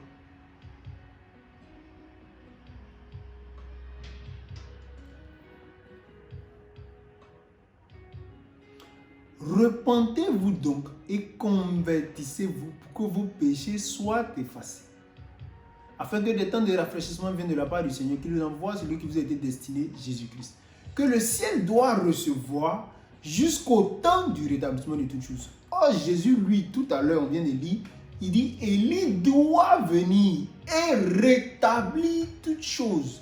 Ce n'est pas Jésus qui rétablit toutes choses. Souvent, on a discuté avec certains religieux, il a dit non, rétablissement de toutes choses. C'est Jésus lui-même qui a fait. On dit non, rétablissement de toutes choses, ce n'est pas parce que tu ne comprends pas que tu vas interpréter comme tu as envie d'interpréter. Jésus lui-même dit c'est Élie qui va rétablir toutes choses. Toi, tu dis c'est Jésus lui-même qui va rétablir. Même pour toi, rétablir toutes choses, ça veut dire qu'il n'y aura plus de guerre, etc. Non. c'est ramener la foi des enfants vers les pères. Rétablir la parole et ramener la divinité dans l'homme. C'est ce que Branham a manifesté. Il a rétabli la chose en vivant la chose. C'était tellement clair que les gens commençaient à l'adorer. Vous voyez que c'était sans raison que les gens commençaient à l'adorer. Nous n'adorons pas Branham. Mais frère, le gars là, son ministère là, c'était sa vie même. Il a révélé la divinité, un fils de Dieu manifesté, un fils de Dieu adopté, montrant que l'homme et Dieu peuvent devenir parfaitement un. Sans cette position, on ne peut pas échapper à la marque de la bête. On ne peut pas aller dans l'enlèvement. C'est ce qui a fait que les gens commencent à l'adorer. Parce que frère, un moment donné, ce qu'il faisait là, c'était au-delà du naturel. C'était le surnaturel, dans une telle splendeur que vraiment, et même ça effraie. Mais, gloire soit rendue à Dieu, il dit ceci, que ce que vous avez vu potentiellement dans mon ministère, c'est que lui, il appelle ça potentiellement, il dit, vous le verrez dans sa plénitude. Quand la pression va commencer, c'est pourquoi on dit préparez-vous, parce que sans ça, vous ne pouvez pas échapper. Maintenant, c'est pourquoi il a parlé de prophètes comme Moïse, etc. Retournons maintenant dans Matthieu 17. On va lire quelque chose à partir du verset 1 pour que vous puissiez saisir tout le contexte. 6 jours après, Jésus prit avec lui Pierre, Jacques et Jean, son frère, et il les conduisit à l'écart sur une haute montagne. Il fut transfiguré devant eux, son visage resplendit comme le soleil, et ses vêtements devinrent blancs comme la lumière. Et voici Moïse et Élie leur apparut, s'entretenant avec lui. Pierre, prenant la parole, dit à Jésus, « Seigneur, il est bon que nous soyons ici. Si tu le veux, je dresserai ici 3 tentes. Une pour toi, une pour Moïse et une pour Élie. » Comme il parlait encore, une nuée lumineuse les couvrit. Et voici une voix fit entendre de la nuée ces paroles. « Celui-ci est mon fils bien-aimé en qui j'ai mis toute mon affection. Écoutez-le. » Lorsqu'ils entendirent cette voix, les disciples tombèrent sur leur face et furent saisis d'une grande frayeur. Mais Jésus, s'approchant, les toucha et dit, « Levez-vous, n'ayez pas peur. » Ils levèrent les yeux et ne virent que Jésus seul. Comme ils descendaient de la montagne, Jésus leur donna cet ordre. Ne parlez à personne de cette vision. Il y a une pensée qui me vient à l'esprit. En fait, souvent, quand on est dans la présence de 2 esprits bizarres, il y a une certaine frayeur. Je ne sais pas si vous sentez ça. Donc, apparemment, les anges aussi, c'est la même chose. Mais eux, ils viennent pour te rassurer. Franchement, les démons n'ont pas toujours perdu leur puissance. Mais bon, continuons. Mais Jésus s'approchant, les toucha et dit, levez-vous. En fait, j'ai dit ça parce que souvent, vous pouvez avoir des sensations. Ne pensez pas que c'est toujours le Saint-Esprit. Si ça ne concorde pas avec l'Écriture, rejetez ça. Non, je me sentais plus, et puis la voix m'a parlé du haut d'un arbre. Il y a des gens qui disent que Gris de minuit, c'est eux qui sont venus accomplir, et que c'est comme ça que ça s'est manifesté. Ils cabotent. Gris de minuit a déjà été accompli depuis 1963. On aura le temps de toucher ça. Dans cette prédication, non. Mais dans les prédications à venir, parce que j'ai dit, je suis en train de bâtir le fondement pour la foi chrétienne aujourd'hui. Et ça va faire qu'avec ça, là, vous pourrez vous préparer. Vous-même. Lorsqu'ils entendirent cette voix, les disciples tombèrent sur les faces et furent saisis d'une grande frayeur. Mais Jésus s'approchant, les toucha et dit, « Levez-vous, n'ayez pas peur. » Ils levèrent les yeux et ne virent que Jésus seul. Comme ils descendaient de la montagne, Jésus leur donna cet ordre, « Ne parlez à personne de cette vision jusqu'à ce que le Fils de l'homme soit ressuscité des morts. » Les disciples lui firent cette question. Regardez, avant de lire la question des disciples, quelque chose s'est passé. Eux, dans leur tête, quand ils font les débats, souvent les scribes, les pharisiens, ils leur disent, on va mettre là, ou bien c'est le Messie, c'est jamais le Messie. Avant que le Messie vienne là, Élie doit venir. Où est Élie? Mais eux ne comprenaient pas que Élie c'était Jean-Baptiste qui était déjà venu. Donc, ça leur faisait bizarre, mais ils avaient cru par la foi. Ils ne comprenaient pas très bien, mais ils étaient là. Amen.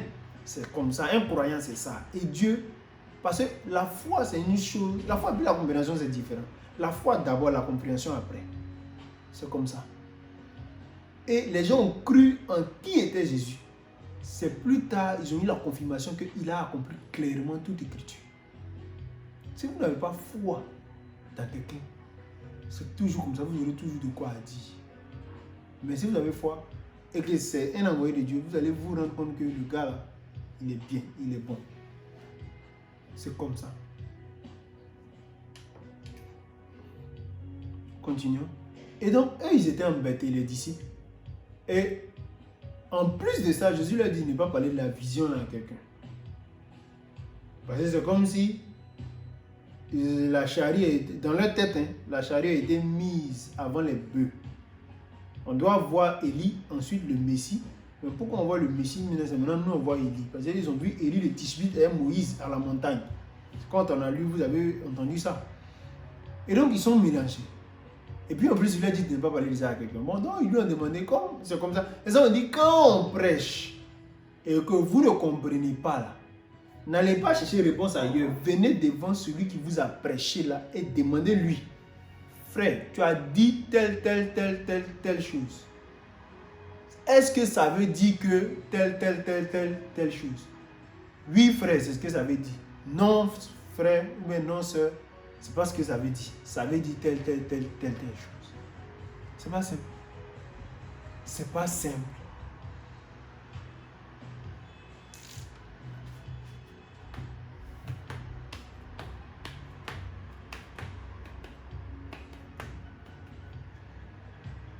Oh, my.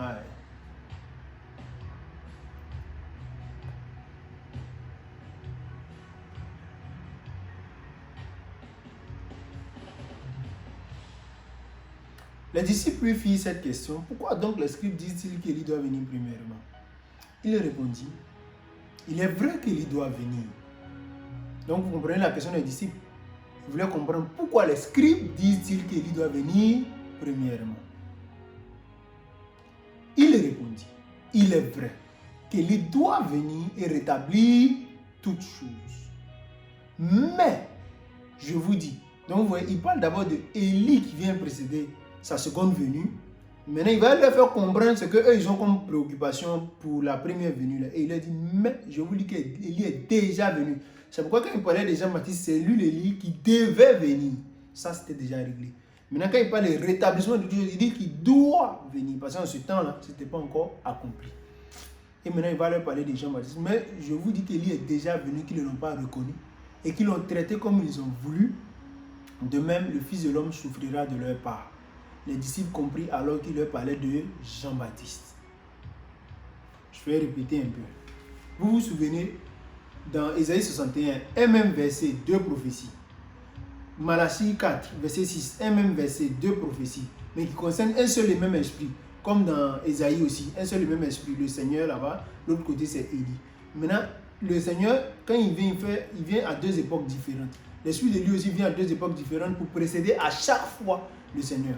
Et donc, la première fois, il vient dans Jean, et Jean devient l'Élie, dans ce cas-là, qui devait venir. Et il est venu parce qu'il a déjà fait. Et maintenant, dans le cas, pour parler en leur époque de celui qui n'était pas encore venu, là, on précise son ministère qui est de rétablir toutes choses. Parce qu'en rétablissant toutes choses, il ramène la foi des enfants à leur père. Non seulement au père apostolique, mais aussi au père adamique qui a perdu sa position. Parce que Dieu restaure la divinité dans l'homme. Ils ne sont pas venus juste pour prêcher, pour que vous apparteniez à une communauté. Ce que vous entendez là, c'est dans le but de faire de vous des dieux manifestés dans la chair. J'espère que vous comprenez bien. Et donc, quand il prend au verset 11, il parle maintenant du ministère de Branham. Il est vrai qu'Élie doit venir et rétablir toutes choses. Mais je vous dis qu'Élie est déjà venu et qu'ils n'ont pas reconnu. Là, maintenant, il parle de Jean-Baptiste. Deux Élie bien distincts. Que ce soit clair. C'est pourquoi dans Actes des Apôtres, Acte 3, comme nous avons lu là-bas, Pierre a répété encore que c'est au temps du rétablissement de toutes choses que le Seigneur va venir. Pourquoi? Parce que ce n'est pas Jean-Baptiste qui a rétabli toutes choses. Le rétablissement de toutes choses se fait après Jean-Baptiste, après le départ de Jésus, c'est-à-dire juste avant la seconde venue de Jésus. Que cela soit clair une bonne fois pour toutes. Et donc, penchons-nous un peu sur William Marion Branham. Regardez l'avènement du Seigneur. L'un des signes de l'avènement du Seigneur, c'est que les gens vont chercher Christ, le Messie. Il leur dit ceci: si quelqu'un vous dit alors le Christ est ici ou il est là, ne le croyez pas. Car il s'élèvera de faux Christ et de faux prophètes, et des faux oints et de faux enseignants. Ils feront de grands prodiges et des miracles, au point de séduire, s'il était possible, même les élus. Voici, je vous l'ai annoncé d'avance. Si donc on vous dit, voici, il est dans le désert, n'y allez pas. Voici, il est dans les chambres, ne le croyez pas. Car, comme l'éclair part de l'Orient et se montre en Occident, ainsi sera l'avènement du Fils de l'homme. En quelque lieu que soit le cadavre, là s'assembleront les aigles. Je vais lire doucement. Car comme l'éclair part de l'Orient, l'Est, et se montre en Occident, comme l'éclair part d'Israël et se montre aux États-Unis, ainsi sera l'avènement du Fils de l'homme.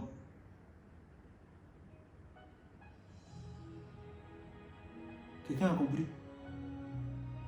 Le signe du Messie sera qu'il va parcourir les nations. Et au dernier moment là, à son avènement là, ce sera en Occident. Vous allez entendre un signe en Occident. Aux États-Unis, au soleil couchant.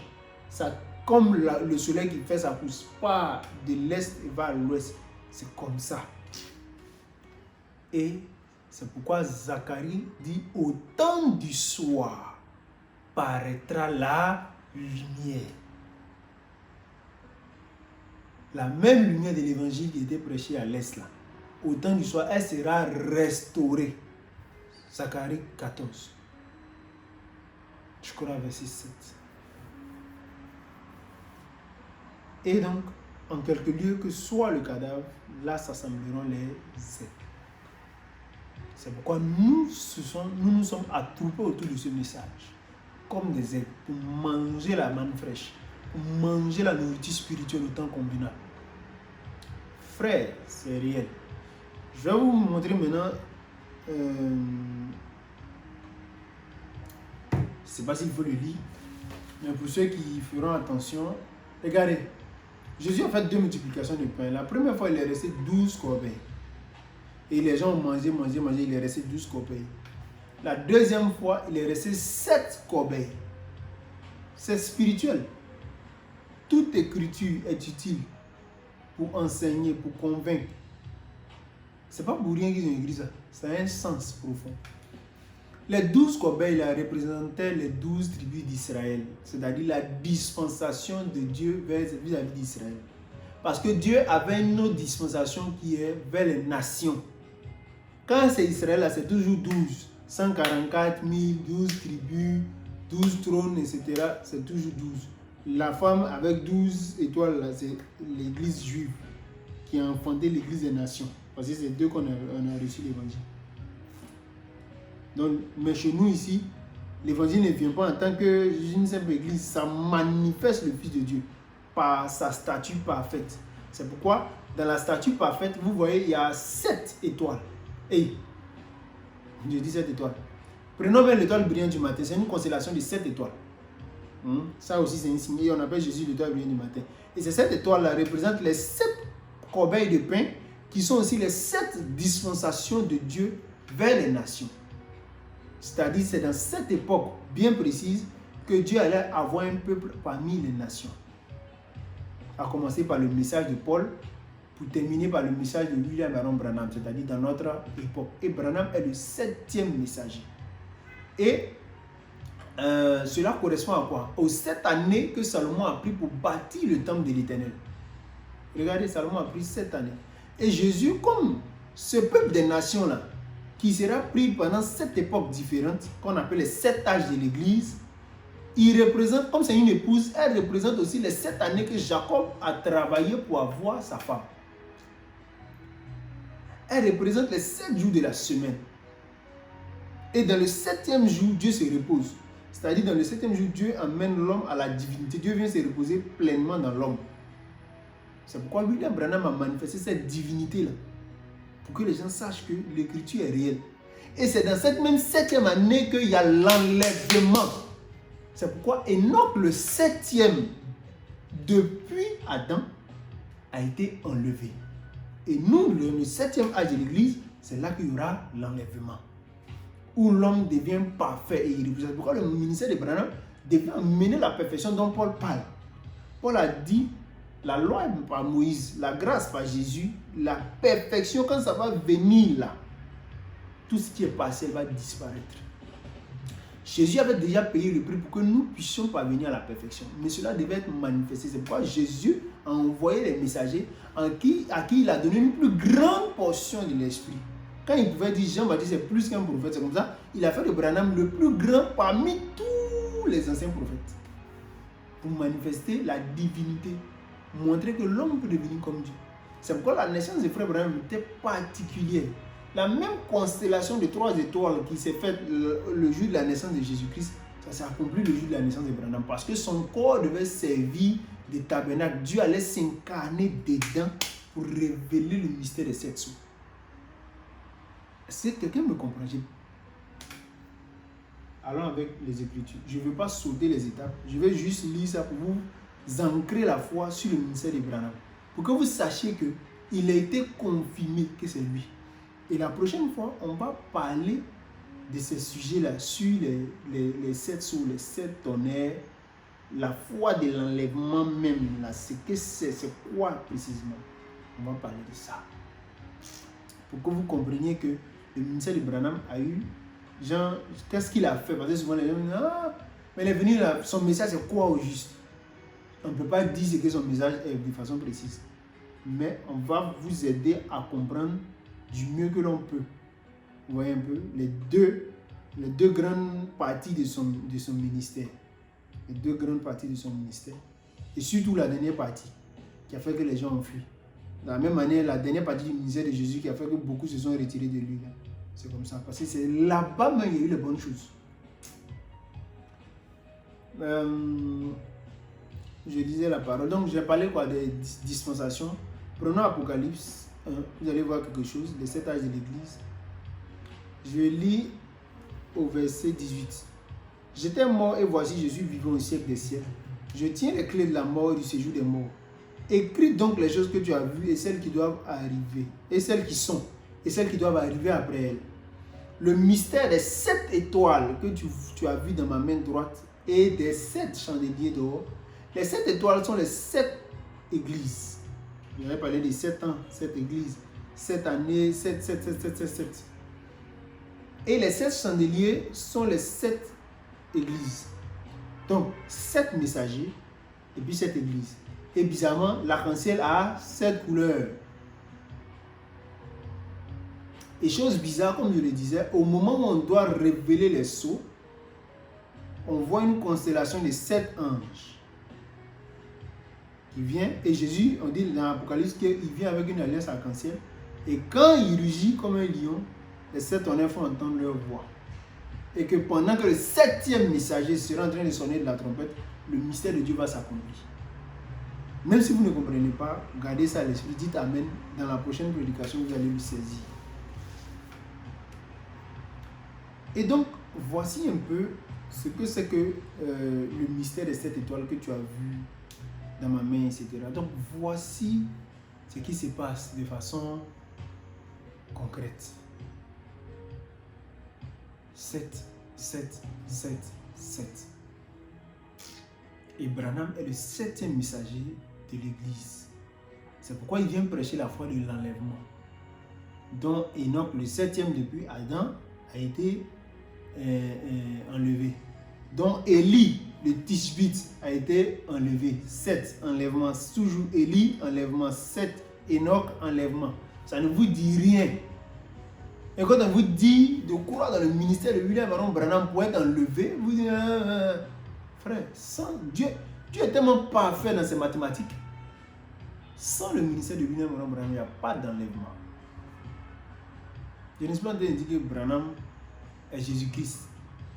Ce n'est pas ce que j'ai dit. Et même, je vais faire l'effort de trouver là sa citation où il a dit que, regardez, l'esprit d'Élie prépare la première venue. L'esprit d'Élie comment elle ne va pas préparer la seconde venue? C'est l'esprit d'Élie qui a dit voici l'agneau de Dieu qui ôte le péché du monde. Vous pensez que qui va vous dire voici l'époux? Voici l'époux, allez à sa rencontre. C'est qui? C'est l'esprit d'Élie. C'est pourquoi William Branham a accompli le cri de minuit. Quand on va arriver là-bas, je vais vous en dire plus. Pour l'instant, c'est ça que je veux que vous puissiez comprendre. Que Dieu, dans notre époque, a envoyé un prophète pour nous emmener la foi de l'enlèvement, pour amener l'homme à parvenir à la divinité. Je vais terminer par ceci. Ce qui s'est passé avec Jean-Baptiste se répète aussi avec Frère Branham. Avec Jean-Baptiste, il y a eu 3 catégories de gens. Il y avait ceux qui ne croyaient pas du tout dans son ministère, qui trouvaient qu'un homme avec la barbe bizarre, main souterraine, qui est au désert, un illettré comme ça, ils élèvent, il est prophète. Et il se met à dénigrer les églises. Et les gens n'ont pas cru. Les gens l'ont rejeté. Ça, c'était la première catégorie. Pour Frère Branham, ça a été pareil. Il n'a pas fait cours de théologie, il n'a même pas terminé son cursus primaire. Dans quel coup, lui, elle est prophète. Et puis, il vient, il est misogyne. Femme ne prêche pas, c'est lui, il prêche contre les femmes, etc., etc.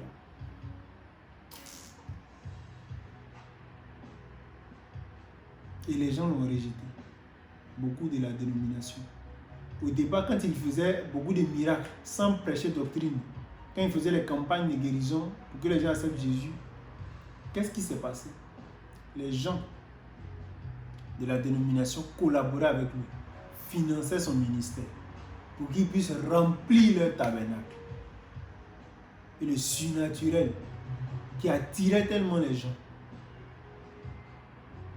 Dieu a pourvu.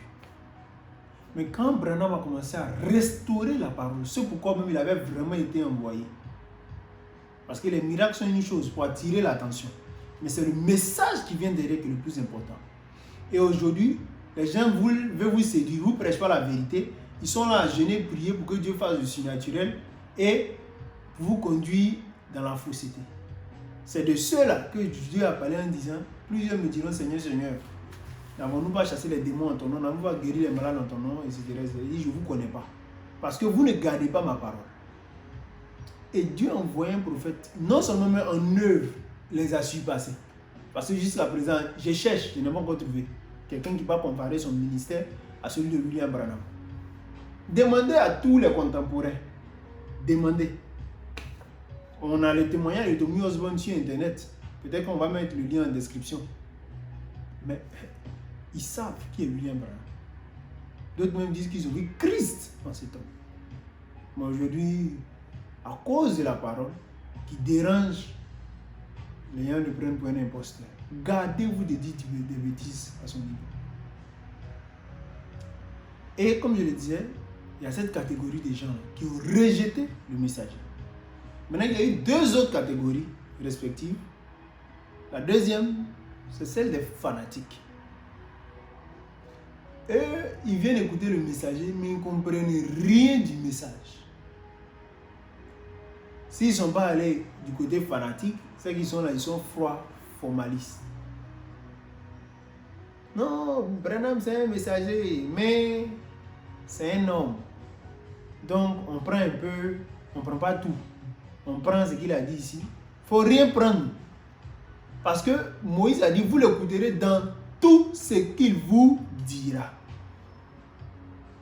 C'est vrai que c'est un prophète, c'est le prophète de notre âge. Mais c'est un homme, il peut se tromper. C'est pas ce que Myriam et Aaron ont fait là, et puis vous répétez les mêmes choses.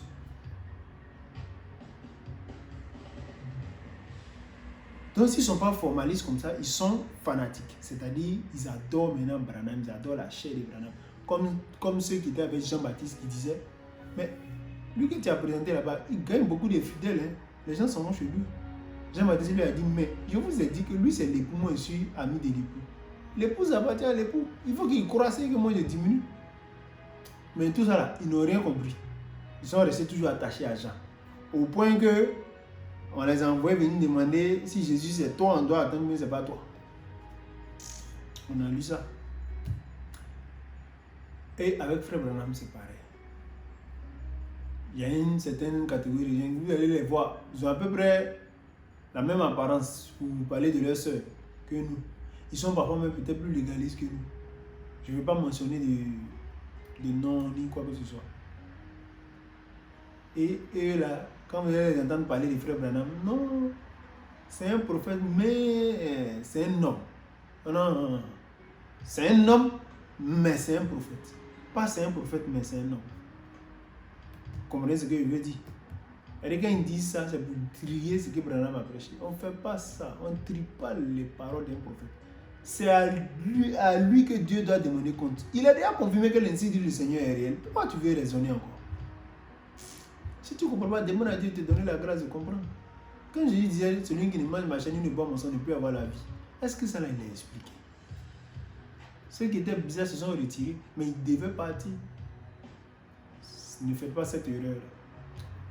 Et maintenant, je parlais des fanatiques qui se permettent de baptiser au nom de William Branham, qui se permettent de faire les choses au nom de William Branham, prier au nom de Branham, faire toutes ces choses. Non, c'est n'importe quoi. Et ils ont ces arguments à la con.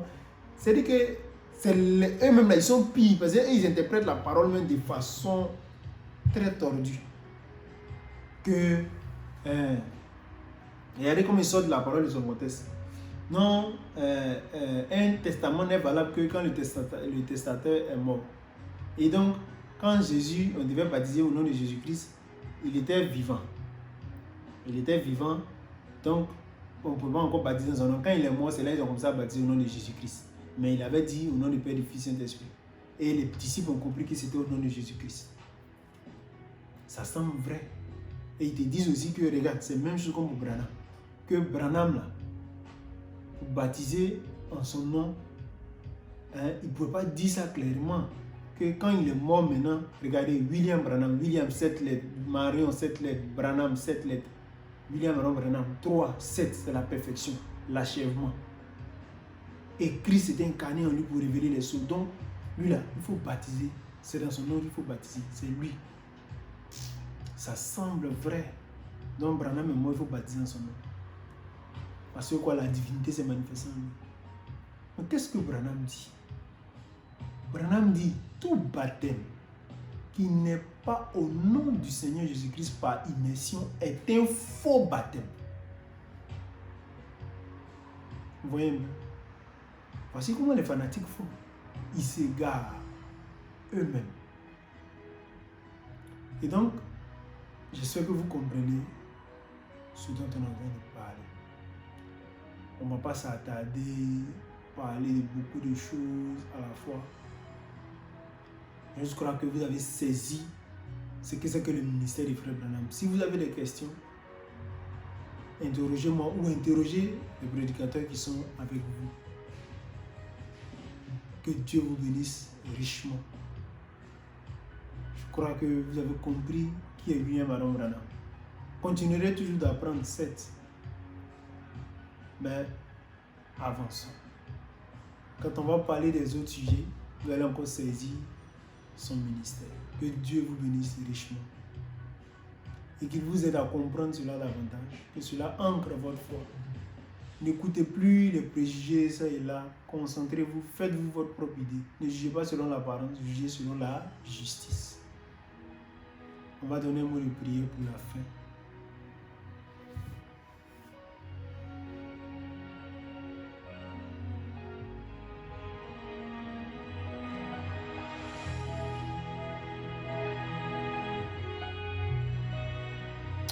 Père Céleste, merci pour ta grâce. Merci de nous avoir accordé la force, Seigneur, de parler de ce sujet et d'édifier plus d'un. Père, nous te prions, Seigneur, de donner la compréhension, Seigneur, de ce message du ministère de William Branham à toutes ces personnes qui écoutent. Et que, Seigneur, cela puisse ancrer leur foi dans la vérité présente afin qu'ils puissent avoir une expérience et une intimité réelle avec toi par ce que tu as donné comme message à ton messager, parce que nous savons que tu es la parole.